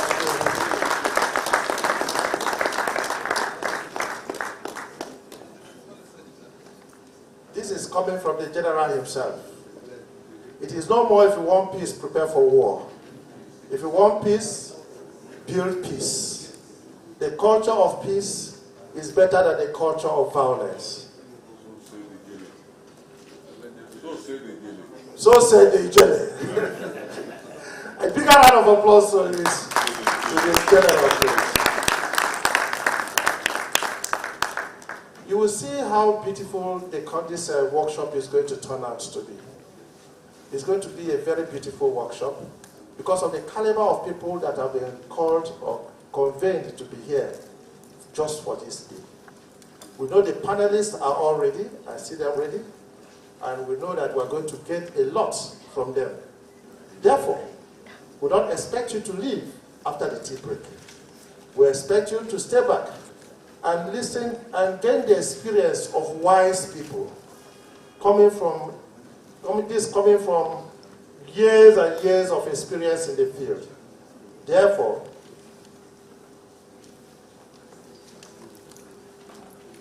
we'll have tea break immediately after photograph. The photograph will be outside here. We can do the photograph here. We might do it in batches. We'll do it in batches.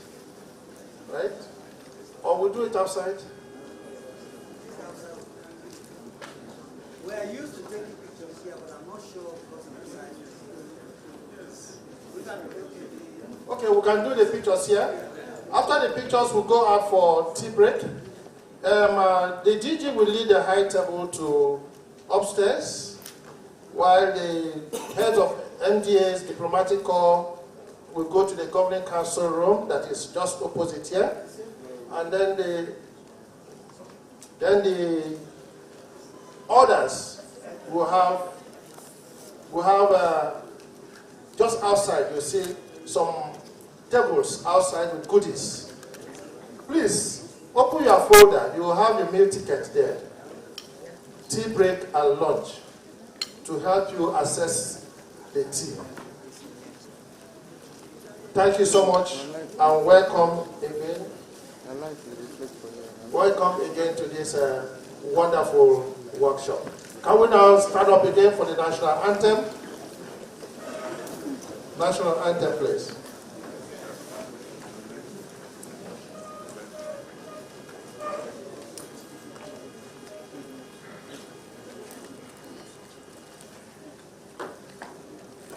One, two, go.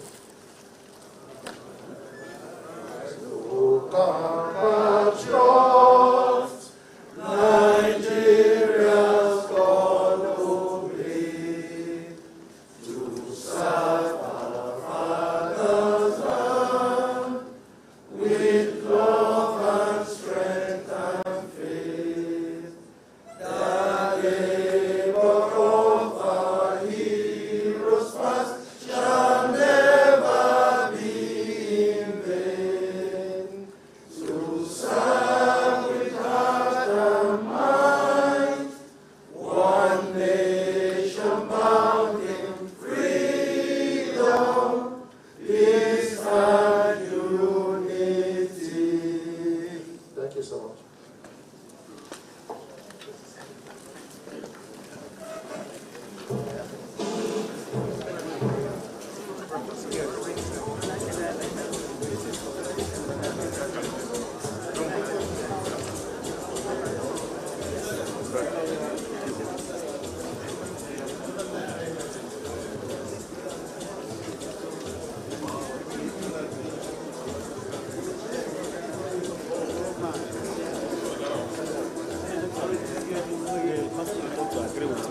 The high table will just come in front. The high table will just come in front.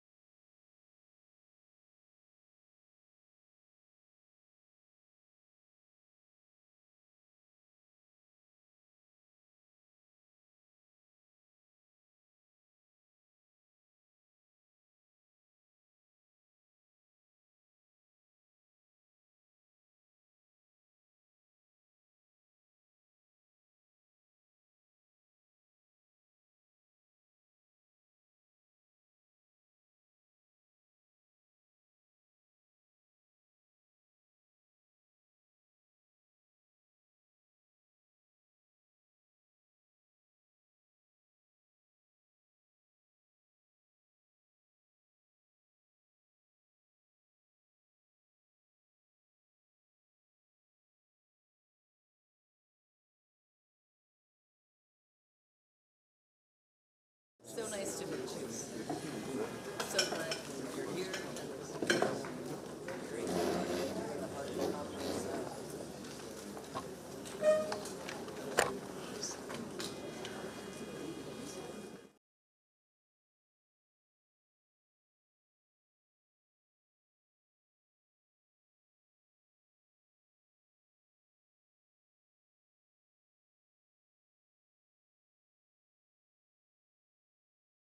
Our Royal Highness, the Andoma of Doma Kingdom, the erudite king, Alhaji Oga Onao. We also have the president of Women Environmental Program, Ms. Priscilla Chakwa. Please, a round of applause. And to moderate this session, we have an eminent scholar, Professor Mohammed Kabir, who will be taking the questions and also taking the questions and answers. Please, a round of applause for our chairman and moderator. So I'll be handing over to him. Thank you very much.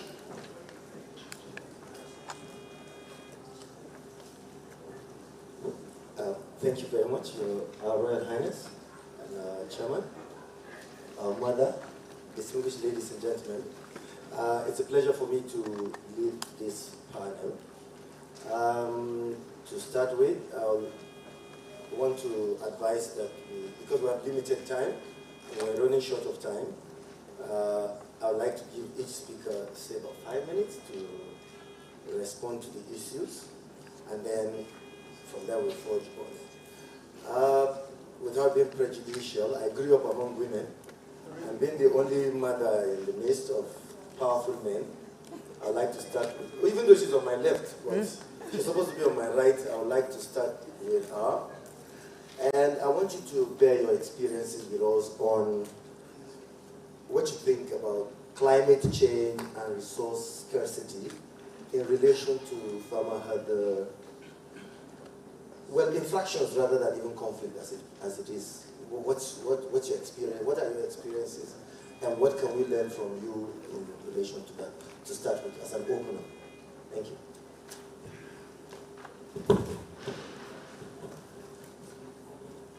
Excellencies, please permit me to stand on the existing protocol, Your Royal Highness. Very good question that you have asked. And the question is not coming at a better time now than climate change is ravaging the whole world, especially Africa and Nigeria inclusive. My experience working in the area of conflicts dates back to 2001. And I've traversed this country, the breadth and width of this country. At least there is no state in this country that I have not gone to when it comes to issues of peace and conflict. But more specifically recently, I have just discovered that when we talk about conflicts, most of the times we don't lead into climate-induced conflicts. And that is the biggest challenge that we have. Lake Chad was one of the biggest lakes that we have, which traverses other countries whose people's source of livelihood was dependent upon. Lake Chad has shrunk, and people are forced to move. And when people move, they move with their political will, they move with everything, and wherever they settle, they want to be recognized. That is part of the impact of climate change that we have. We talk so much about Boko Haram, but have we ever linked Boko Haram to climate change-induced conflicts? No, we have not. This morning, when His Royal Highness was presenting, and I said, to my mind, I said, he should be out there talking to people like us. I agree that he's a chief, and in the community we need him more. But I think the society needs you much more than just being there. Because when you were speaking, you didn't have a paper to present, like most of us academics does. You were speaking from the heart. And you stated it the way it is. Climate change does not know whether you are a man or a woman, or you are old, or you are single, or you are a elder, or you are a farmer. Climate change cuts across every person. And so we have a lot of challenges. The desert encroachment from the far north into the middle belt, which, of course, we know that we have some programs such as the Great Green Wall to tackle that. But how much of it have we addressed that as part of the impact of climate change in the country? We have the sea level rise from the southern part of Nigeria, and then we have coastal erosion from the eastern part of Nigeria. And then when you go to the Niger Delta, you have the issues of land degradation, and of course, caused by the oil companies.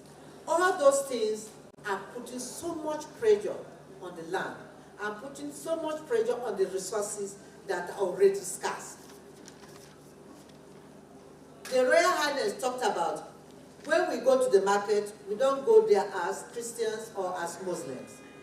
Climate change does not know whether you are a Muslim or you are a Christian.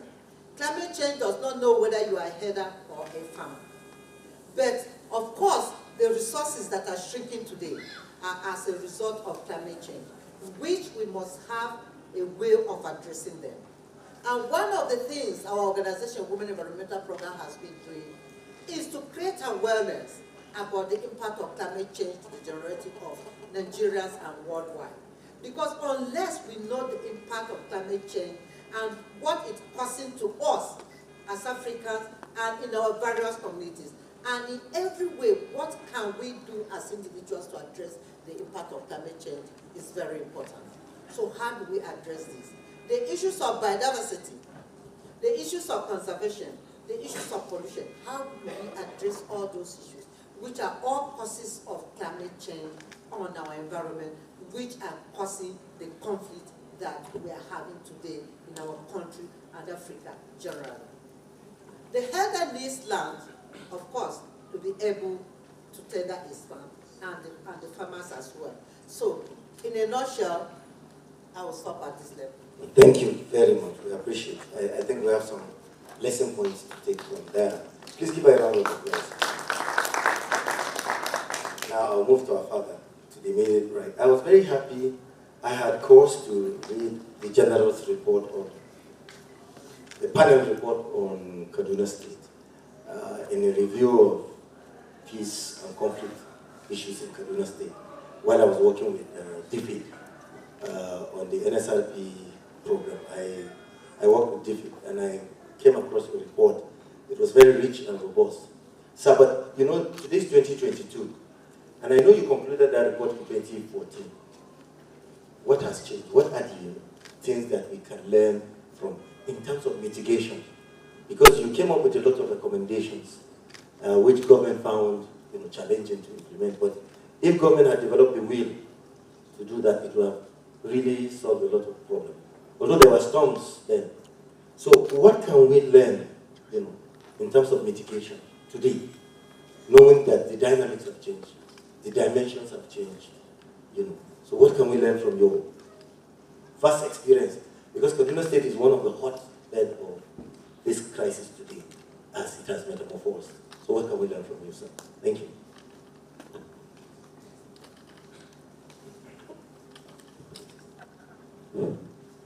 Thanks a lot for this.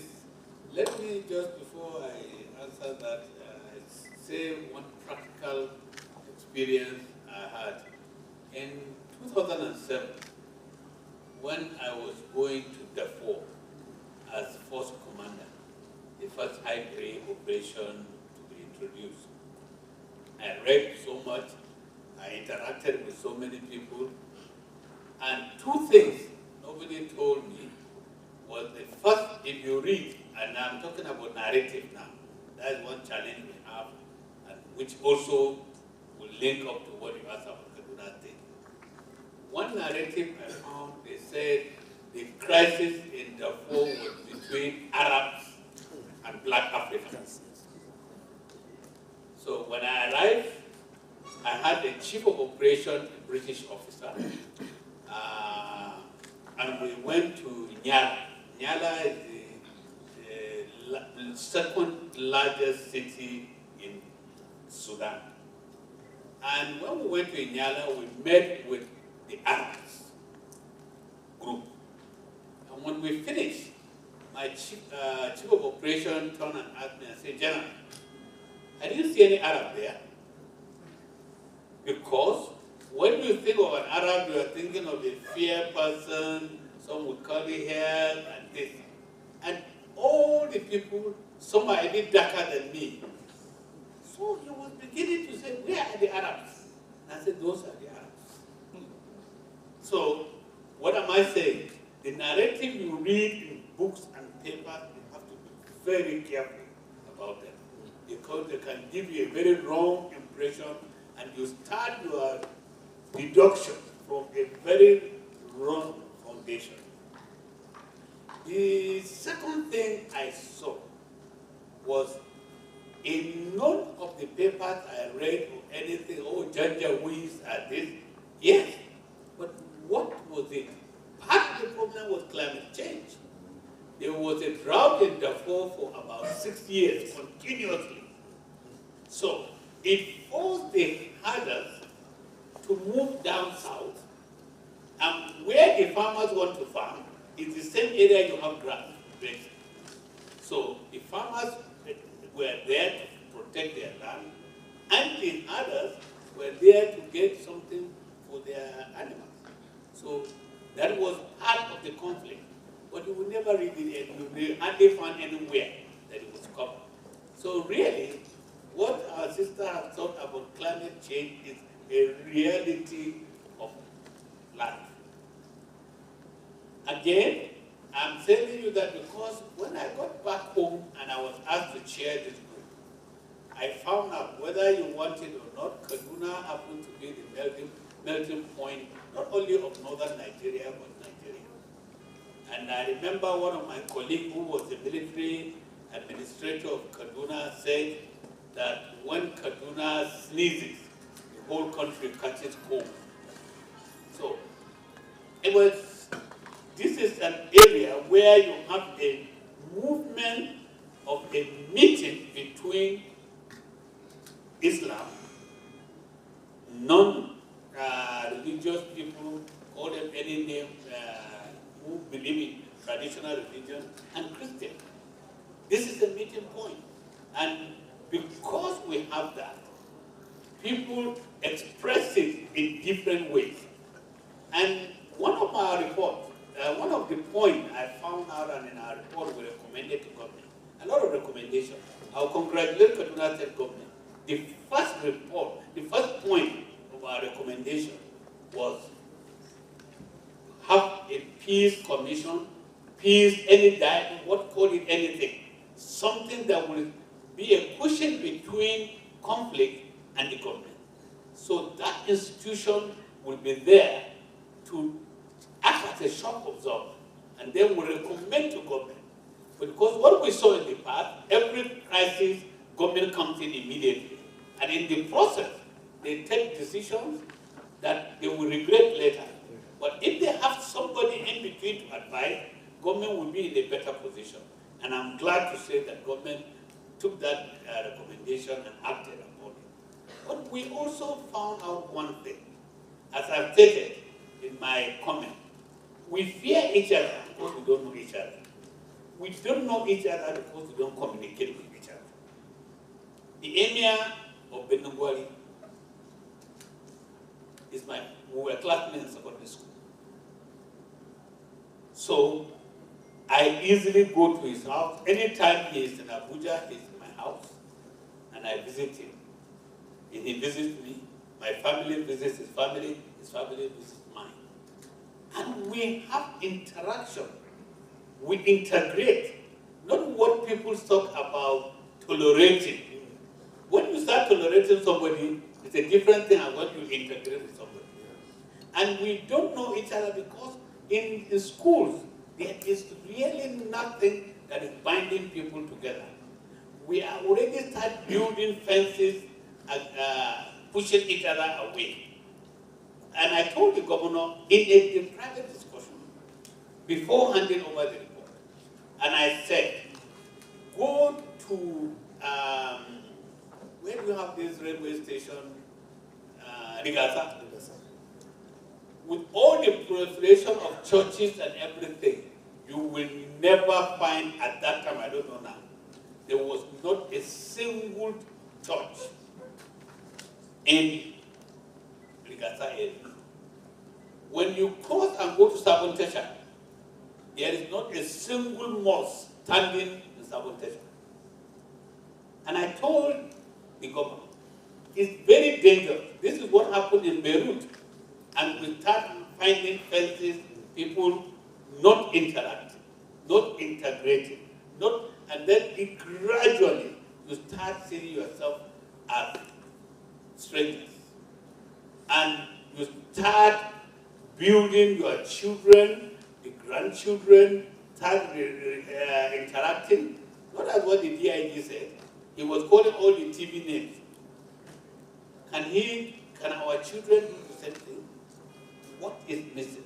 So integration is something very, very important. And one of the easiest ways is have a social interaction between one group and another. Or else, with the dangerous situation we have of false and fake news, we then find out that we are building more and more challenges among ourselves. So people will hide under the guise of farmer, other religious, this and that, and perpetuate criminality, and we all start saying that we are running into issue of other farmers, we are running into issue of religion. When religion, as His Royal Highness said, is a personal thing. It's a personal thing. But have we really accepted that it's something personal? Have we really accepted that the Almighty that created us as human beings, not first as this or that? And my final word, that Almighty, call Him what name you want in your dialect or in English, God or anything.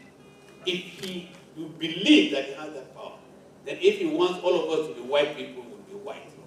If He wants all of us to be very tall, as His Royal Highness, we'll be like Him. But He wants diversity, and this is my personal belief, that the Almighty that created us wants diversity. And that is why He made some short, some tall. But we have humanity that cut across all of us. If we respect that humanity and use what we have for the benefit of all of us, I honestly believe we will live in peace, we will begin to prosper as human beings, and then others who want to use crime to get what they want will not have a space in our society. Thank you. Final word. If there is no peace, there can be development. Thank you. Thank you, sir. And I'm also happy to report to you, sir, I was sponsored by UNDP to draft the strategic plan for the Peace Commission. So we have a working strategic plan for the Kaduna Peace Commission. Thank you. For His Royal Father, you know, you are in the field. You deal directly with the people. And I'm glad the General earlier in his morning submission said we should start taking bottom-up approach. So coming from your experience, sir, that you deal with people, you deal with farmers, you deal with others, you confront the real issues on the field, what can we do to start solving the problem the way it is today? What's the way forward? How do we mitigate? How do we prevent it from happening? What are the strategies to do to solve this problem from your experience, sir? Thank you, sir. Mr. Moderator, distinguished ladies and gentlemen, there's no alternative to peace.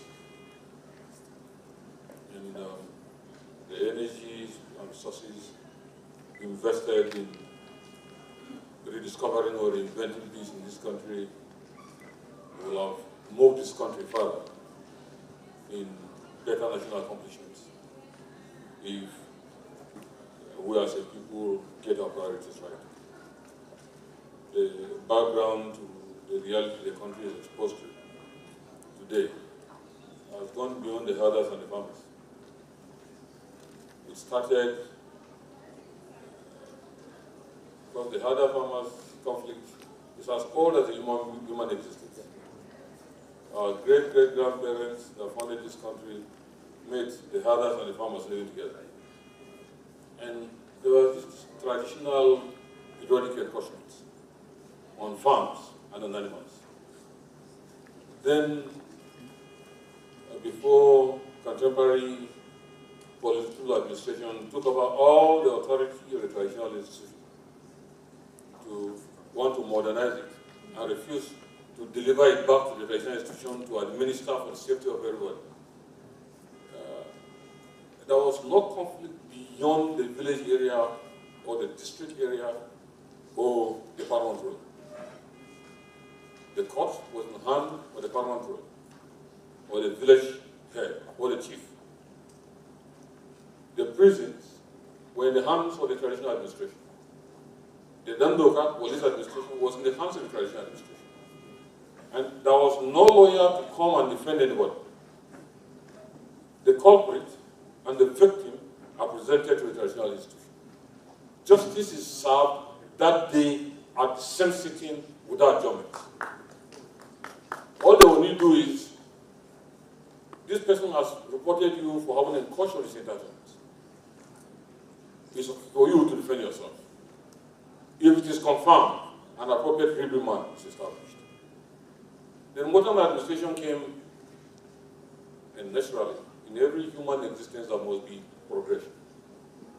But once you abandon what is original to you and adopt a modernity that you are not responsible for and you do not know its origin, to manage yourself, you lose control of your direction and you find yourself victim your own self of doing. So when we came and decided to abandon the traditional institution, because as far as you are concerned, it's not modern, it's not Western, it's not European, it doesn't come from America, and just adopt a process that is original to some people that is not you. That has added to the confusion we found ourselves in. The original tax system in Nigeria, whether human or animal, was a method of community relations with every individual in the land. It wasn't for the money. You're paying 1 kobo. How does 1 kobo make Nigeria rich? But for the receipt you are given, and the fact of your existence in the land, the traditional ruler, no matter the distance from your location to where he is, knows that such a person exists in this village at social location and he has paid his tax. That tax is for identifying you as an indigene or a settler in a community that is of Nigeria and that environment belongs to. Just a tracking system. The politicians came and abandoned it because they wanted political votes. They used it for cheap popularity, have abandoned tax system, the ordinary man was celebrating. That contact linkage with either the guest or an indigene was lost. And that's why people come into every community. They don't need you, you don't need them, you don't have to know them. As far as they're concerned, they are there as Nigerians with right of existence, whether they are tracked or known or not. Their right and constitutional mandate that they can live anywhere has established them as individuals on that location.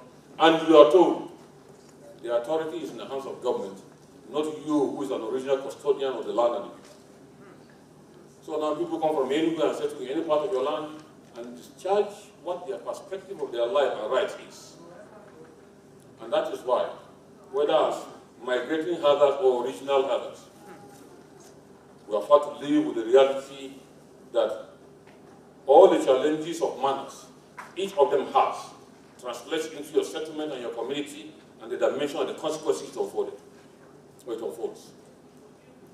And so today, you have beyond the original herders and farmers conflict, a visitation of people that left various locations, whether it's for climate change, whether it's migration, whether it's population explosion, whatever the reason, we are brought together and meshed in the same location as victims of either change of environment circumstances for population explosion, or people running away from the crimes they have committed elsewhere and want self-help in other locations. So, you wake up today in your land, in your community, with whether guests wanted or unwanted, and each with his nature and reasons for coming to you. If it was bad anywhere, it cannot be a better place in your location. And you're a victim of his disposition. And that's why, when originally you can track everybody in your community, today, you don't have the opportunity of knowing not to talk of tracking. But be that as it may, we still have our traditional methods of knowing whoever lives in our land. That's why there are wards, there are villages, and there are districts. And in each of these locations, there are people who assigned the responsibility of managing the affairs of the land and the people. And that's what has been said in Nigeria now. It would have been worse if all of these traditional structures were not on the ground. And that helps us to know whether as guests or existing herdsmen or farmers who are in our land. Besides, some of the aggression is not between herders and farmers alone. Sometimes they are between farmers and farmers. There are people who leave their original traditional settlements and migrate to other places for reasons that will have compelled them to move, whether peaceful or for want of land, or for the circumstance that they do not find peace where they are and they are now in new sites. So you find farmers fighting farmers for want of land. And you find herders for reasons that they have to move to your location, insisting they too as Nigerians, constitutionally with the mandate that they can live anywhere, also migrating for their livelihoods. In that context, you have the dimension of the conflict taking its form. Then, unfortunately, these days, farmers fighting farmers is no more the vogue. Farmers and herders is dying out. Bandits are taking over. Kidnappers are in charge. They, like the conflict between farmers or farmers and herders, the kidnappers have made it more inaccessible and more unsafe for anybody to go to the farm. They meet in your farm, they kidnap you, they kidnap any more of your family, and the money you don't have, you are forced to cough it out. If you don't, and they keep the family member too long, you can rest assured. If you are lucky, you see the dead body. So the circumstance, as it is today, is that the farmer is as well a victim of a fellow farmer, a herdsman, a kidnapper, or any person that is of this category that have invaded the length and breadth of the Nigerian society. How do we survive this? At our level, we do a lot of talking. That's why somebody's family may be killed, a family member may be killed. Instead of vengeance, we insist the two parties come. Let's know what is responsible for it and how do I avoid it. Somebody's farm is destroyed. Instead of taking vengeance, we insist we talk. The approach that has helped us so far, and this growing and brewing crisis has not led to, has not had a national explosion. It's our insistence that first, as Nigerians, we must all know there's some alternatives to Nigeria, and we must live together as people of the same nation. Secondly, whatever the dimension of the basis for the conflict, let's come and talk as brothers and as sisters and as a family. Even world wars, when they were fought, even superpowers after fighting, they come back to the table. So let's not get to that level of fighting a war. Let's start by talking to check what has happened. And whoever is wrong must be told clearly and bluntly is wrong. To this extent, you have cheated your brother or your sister, and you must make up for the evil you have perpetrated against your brother or your sister. I know if I allow His Eminence to continue, we'll take a new lecture. And I'm enjoying the point because as a researcher, I'm taking home some points. But and he has already dovetailed into the second round of my talk. He has started making some very potent points. But if you just permit me, Your Royal Highness, let me come back to the woman so that we close, because we have less time. And then I'll land with you so that you close the shop for this panel.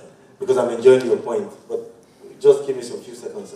Webb, I want you to quickly look at what can emanate from communities, and what are civil societies doing in communities to mitigate such conflict or infractions between farmer and other? Particularly, coming from your background, what is the role of women? Okay? What can we learn from, community in terms of the role of women in peace and so on? What have you learned from the field? Thank you. Thank you very much for letting me neutralize this panel discussion as a woman, first and foremost, because I was so worried in the morning, the chair, that the whole high table was not gender sensitive at all. So you have brought in the issues of peace and gender in peace building, which is a very critical aspect of it. Most of the people that are affected where conflict are the women and children. And yet, when discussions like this are being held, you can hardly see women being at the center of it. And today was an example of that. Mr. DG, I just want you to note that, because when I saw the table, I was itching to talk from there, but there was no room for us to make any statement. So I want that to be corrected. As much as possible, we know that we have high dignitaries, but of course the women that are organizing this, at least one of them would have been on that table, and I didn't see that. So that needs to be corrected. Secondly, as women organization, Women Environmental Program, we are 25 years old.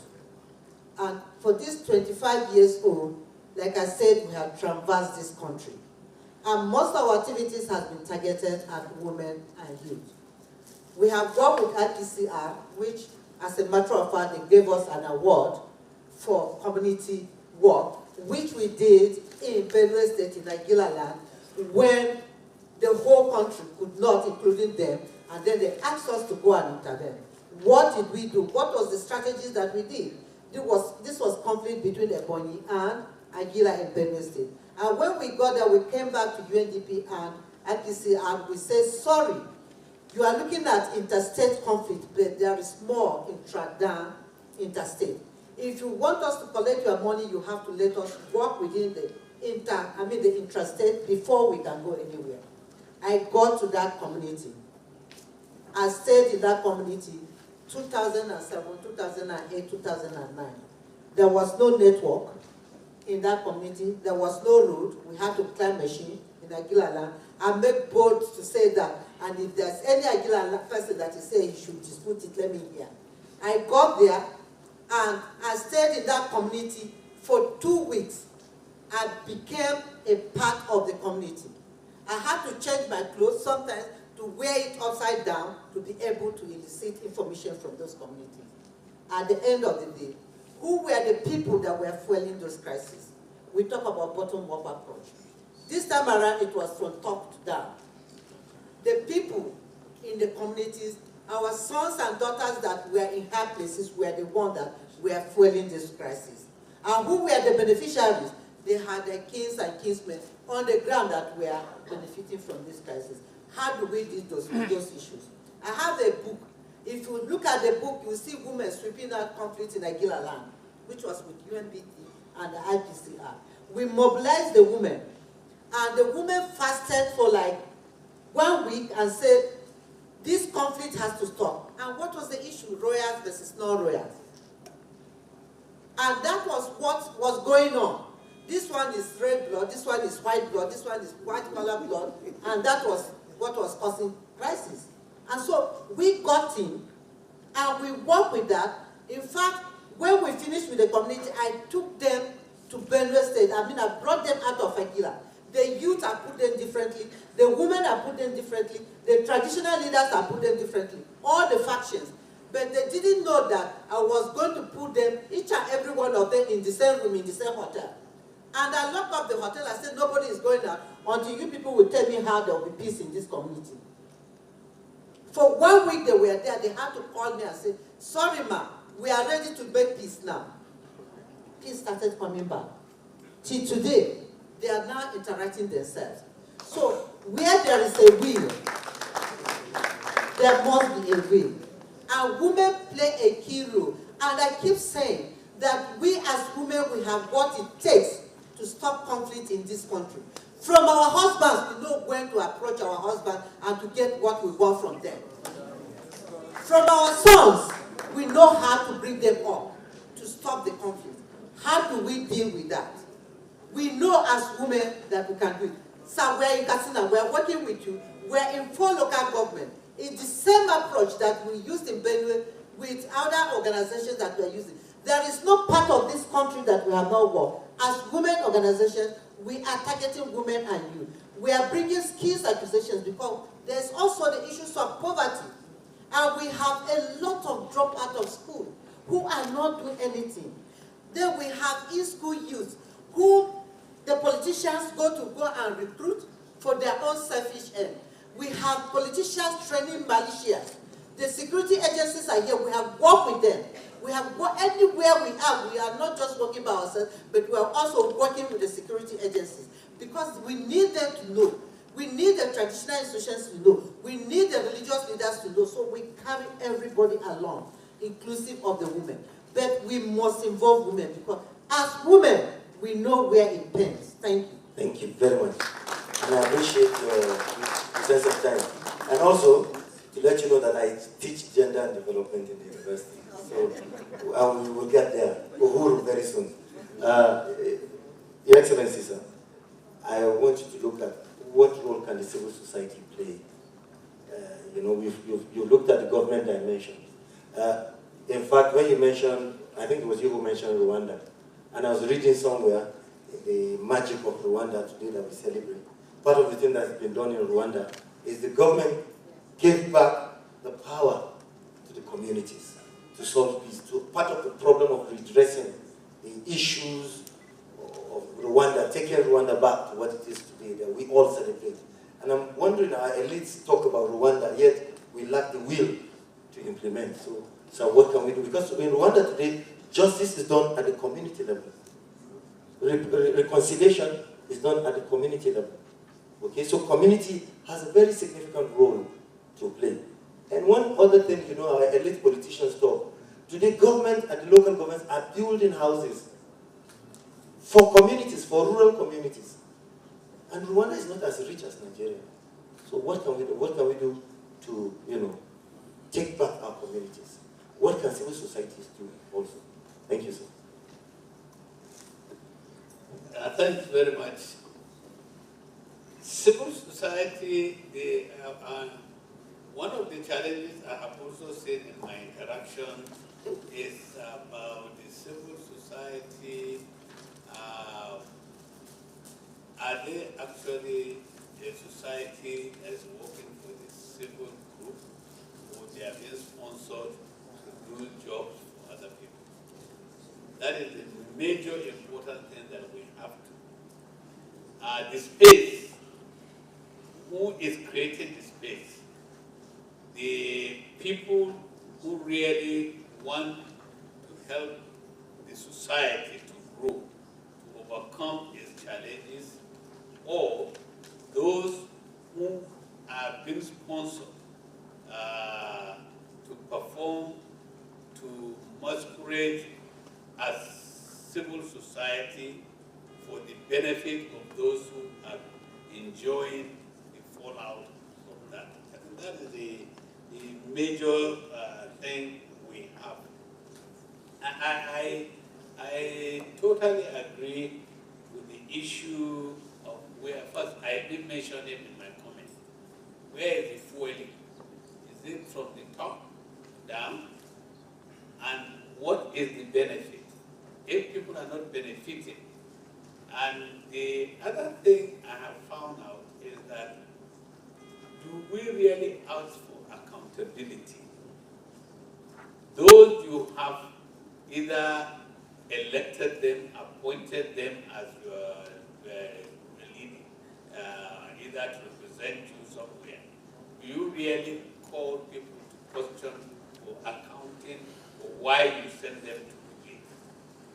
Or is it some of us are paid so that we can make noise, in that noise making, to make other people know that we are doing something, even if it is just noise making that we are doing.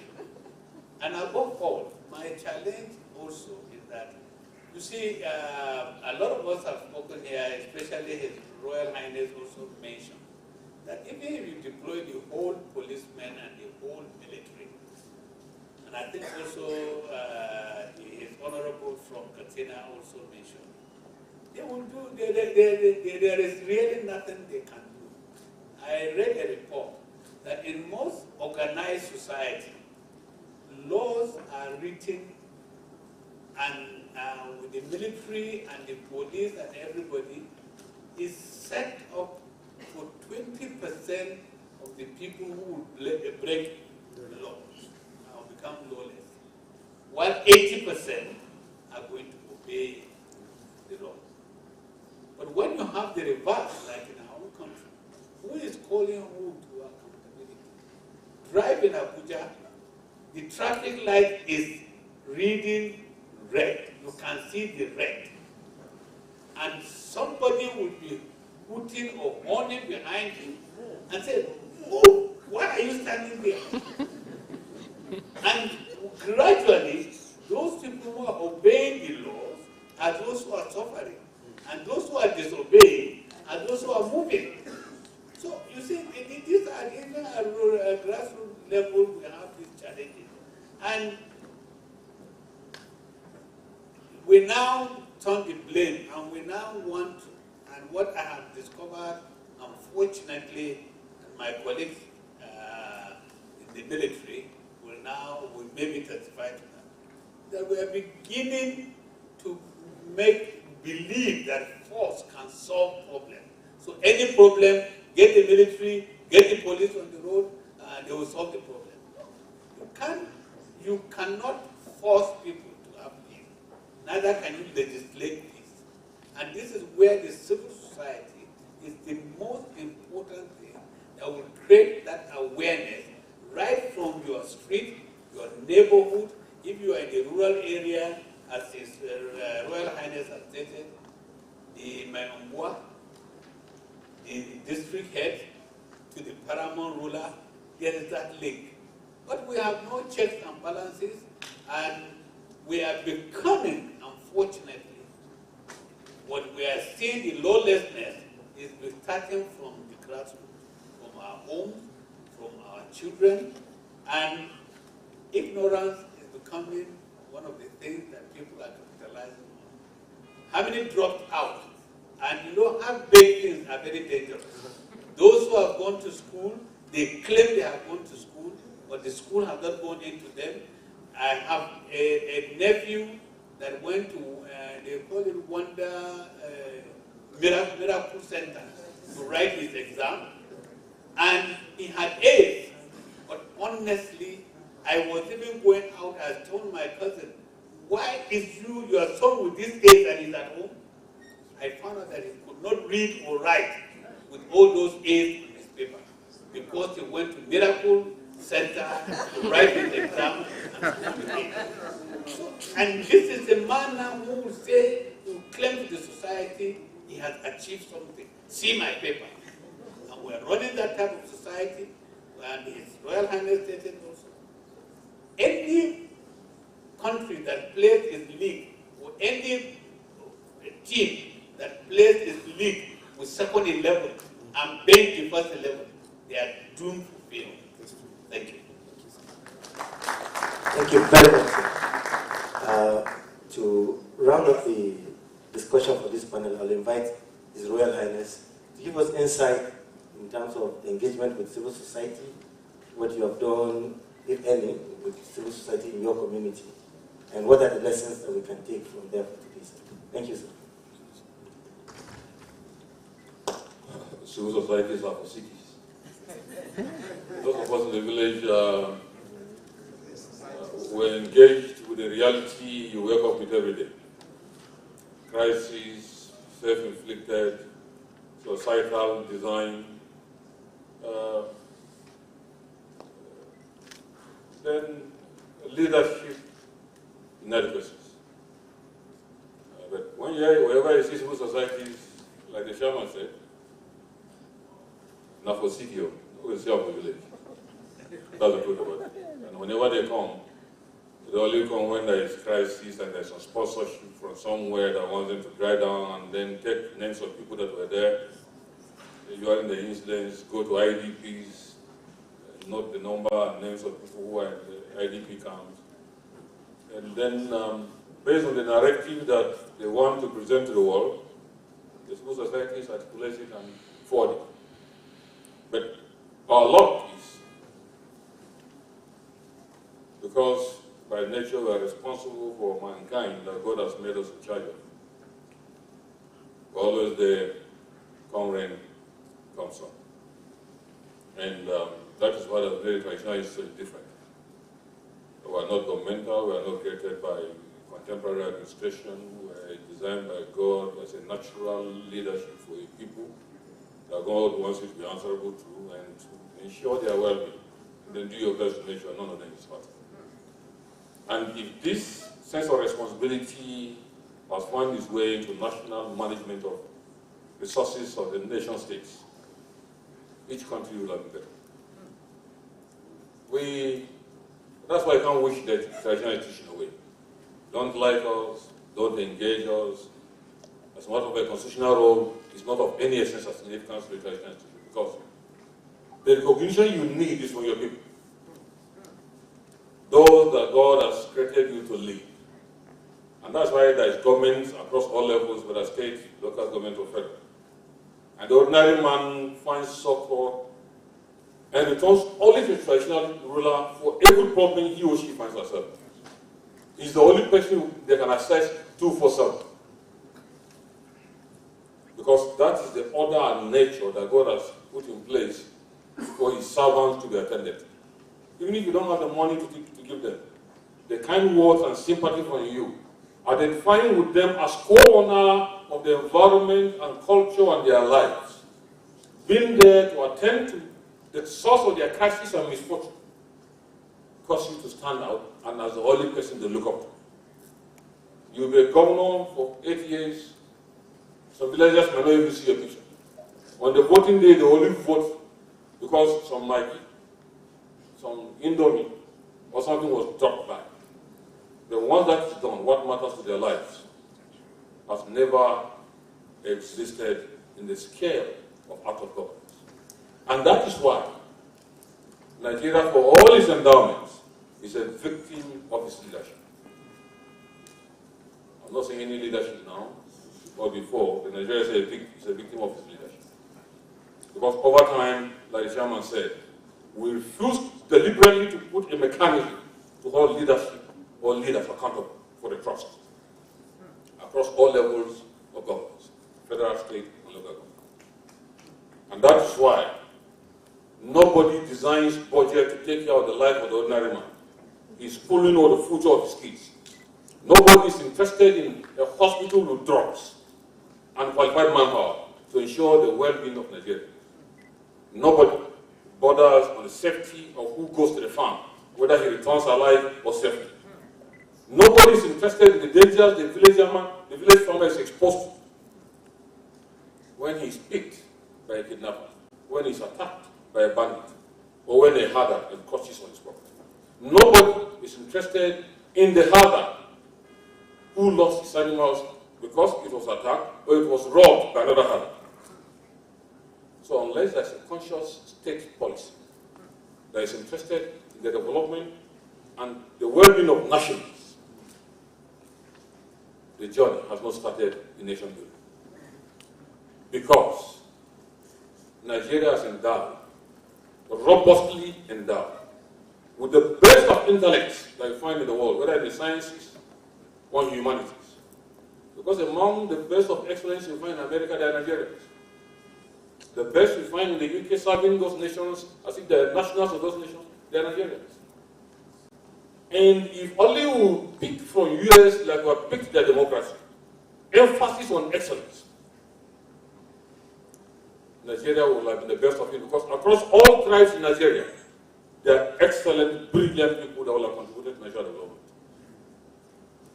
A child who read IRK in Chicago, IRK, even diploma level, has been able to generate his own form of helicopter.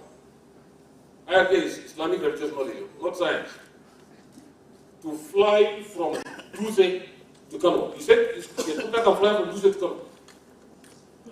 He has been able to create electric iron, electric cooker, and blender. Different things.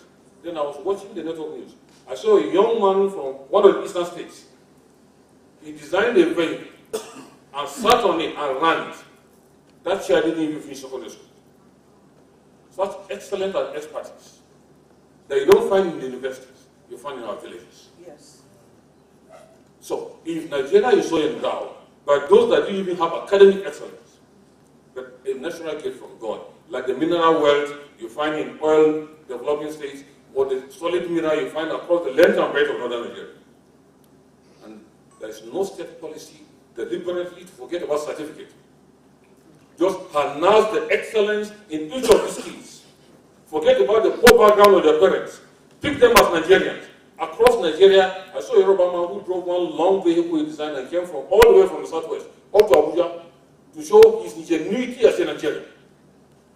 If you have this excellence that God has endowed us with, and then across all tribes, across all regions, and across all religions, wise countries explore such excellence and package them together as national assets. In our own case, we emphasize tribe, we emphasize religion. Meanwhile, any poor man among Yoruba, Hausa, or Igbo is a poor man. Whatever is tribe, whatever is religion, you are poor, you are damn poor. It doesn't matter your religion, it doesn't matter your tribe. Your circumstance is the same. But ask yourself, if there is any fight between the Igbo man and the Hausa man in Southeast, do they find any of us there? Is that Shushana, that Mega that has left Jigawa Kano for support to go and shine Igbo man's shoe and get livelihood? There's a victim. If you find the Hausa man or Fulani man retaliating in the north, he goes to the Igbo man's shop who has been there for decades, suffering to sell rubber, plastic cup, plastic spoons, and brooms. He becomes his victim to retaliate what has been done to his brothers. If you go to the southwest, the same circumstance. Those responsible for our national assets and accounts, who have made us victims of our silence and obedience, they remain who are responsible for the self-hate and ethnic afflictions that we find ourselves. And the nation is so exposed to lack of uncertainty and insecurity. Now, let me just answer this question quickly. Like I said, NGOs have not started coming to the villages. Maybe in the future they will come. Civil society organizations. They have not started coming to the villages, but I'm sure they will come in the future. They will pray that when they will come when there is peace, and will rub minds on what is the way forward for our dear nation. And all we will say is, let national policy reflect the priority of national survival of every Nigerian as an equal. And that way, like America harnesses the best of brains across the world, even Nigerians, and including Nigerians, like Europe does the same. Like the Chinese are always waiting for Nigerian money to go and evacuate all the goods they have. Nigerians can produce as well as the Chinese are producing. Nigerians can produce the best of brains and harness them across the globe, like Americans pack us and the Europeans. We can also pack their own and come and deploy their expertise to make Nigeria a better place, because no nation on the face of earth has it on record the vastness of mineral resources that God has given Nigeria. And we stand to contest with the best of brains across the globe on excellence intellectually, in capacities that those nations have attained, that Nigeria can also attain. May God deliver our fatherland. Amen. I think IPCR and New Foundation should begin to think about creating a very veritable platform for the Adoma to deliver a lecture. Of course. I am very honest about that. We need to learn more. You're welcome to the university if you can, sir. We need this to... Now, very quickly, my time on this panel is running. I'll just take 3 questions to any of the panelists. And, I want to insist on a woman, or women, but, so my first speaker will be a woman. So men, just hold on. First, men. Hands down, men. I want to see women hand first. In the spirit of Beijing, you will come back later. So I want to recognize it. Now, briefly before you speak, please, the organizers have asked me to recognize, and I have to recognize because I'm a professor myself. And our midst is Professor Nana Tanko from BSF. Can you stand to be recognized, please? Prof, I dropped my hand. There's Ms. Mariam West, VP Office. It's a pleasure to meet you in person. Please, a round of applause for the two of them. So, the question, please. It's not a question. Fine, ma'am. It's a comment. Please go ahead. And thank you very much for the opportunity. My name is Dr. Dayo Kusa, conflict transformation strategist and former director of this Institute for Peace and Conflict Resolution. From all that has been said, the first thing I want to put on the table is that there should be synergy between all those working in the area of farmer-herder crisis relations. I repeat, there should be coordination because it seems as if they're working in silos for now, and we're not getting the maximum benefit from the various think tanks. And IPCR is the galvanizing center for government, and indeed the people.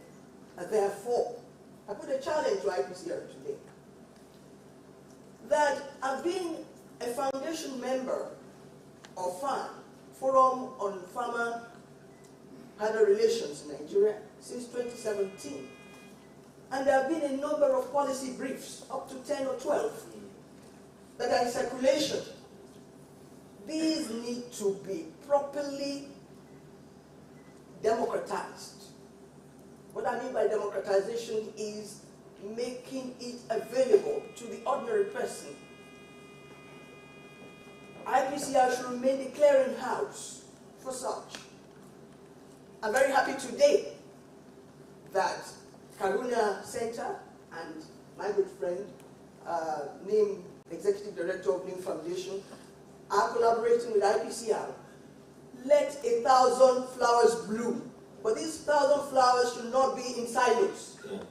They should be coordinated. I'm not saying that you should subject yourself to government if you are civil society. But we need a clearinghouse. And in the absence of any other, IPCR is one. A round of applause for the Institute. Secondly, conflicts in farmer-herder crisis affects men and women differently, wherever you're coming from, whether you're a man or a woman. But there is more contiguity between women in Taraba, affected by the farmer-herder crisis, and a woman in Lagos, affected by the farmer-herder crisis. Therefore, the effect on women, because women and children suffer most, they should always be at the table. Finally, I don't want to take too much time. Finally, we need to always remember that there is an intersection between very many brands of conflict that are disguising as a farmer-herder conflict. Banditry has taken over. There is kidnapping. We need to be able to sift from the chaff. If we are discussing farmer-herder crisis, we need to be able to separate these types of crises. This is not the forum. Finally. In the past few months, I've been involved in a project, still on the farmer-herder crisis. That's my last point. And that is a customized Mapio app with the University of Wisconsin. I have been the civil society leader for that project. And Federal University in Oyekiti. And it was tested in one of the northern states. It was launched at the end of June. The Mapio app detects where there is water for herders without passing through and destroying farmland. All these things need to be synergized. Thank you very much. Thank you very much. Now for the men, I'll take the guy in the black cap first. Then, oh, okay. Yeah, then the last, you'll take the last. We'll add you at the last, please. Oh. Thank you very much for the opportunity. I'm Gordon. Please be brief. Yes. I'm Gordon Okoko. I work with Mercy Corps Nigeria. Great. For me, also, Your Royal Highness, I wish also that, like the respected General adopted a son, you will also adopt one in my person too today. Thank you. Thank you for all your input. What role do we think that mediation and dialogue can play in strengthening the relationship between farmers and herders, and also to the respected General? The first question is to His Royal Highness, and this is also to our respected General. What role can mediation play, and how can the communities do in the continual weaknesses of government to implement policies that will have gone far to strengthen the relationship between farmers and herders? Thank you. Next question. The guy behind you. Yeah. My name is Sanusi Amisu from Amisus Foundation. Mine is not a question but a suggestion on how to create synergy between the farmers and the herders. Culture, we all know that Africans, we are so close to our culture. If I could have wished, we could have selected a day for farmers and herders to celebrate, like the Farmers and Herders Day, a festivity period, whereby from the grassroots level, they will join and assimilate their culture, create a place, a little environment for them to showcase their culture. Both the Fulanis and the farmers join together so that the incoming generation will be seeing that they have been changing from what their generation that we heard about their parents, and now their parents are eating together, sleeping together. If you look at what happens in Kaduna State for a case study, let's look at Kaduna State case study. Since the existing governor has been on the seat, he has been celebrating Salah, either the big Salah or the small Salah, within the warring factions. He hardly seen inside the Zaria city. One time you see him in Kachia, one time you see him in Zampua celebrating Salah, whereby harmonizing the tension ground. So if we can emulate this kind of issues or this kind of festivity and create a day for herders and farmers day, so that at least they should know that we all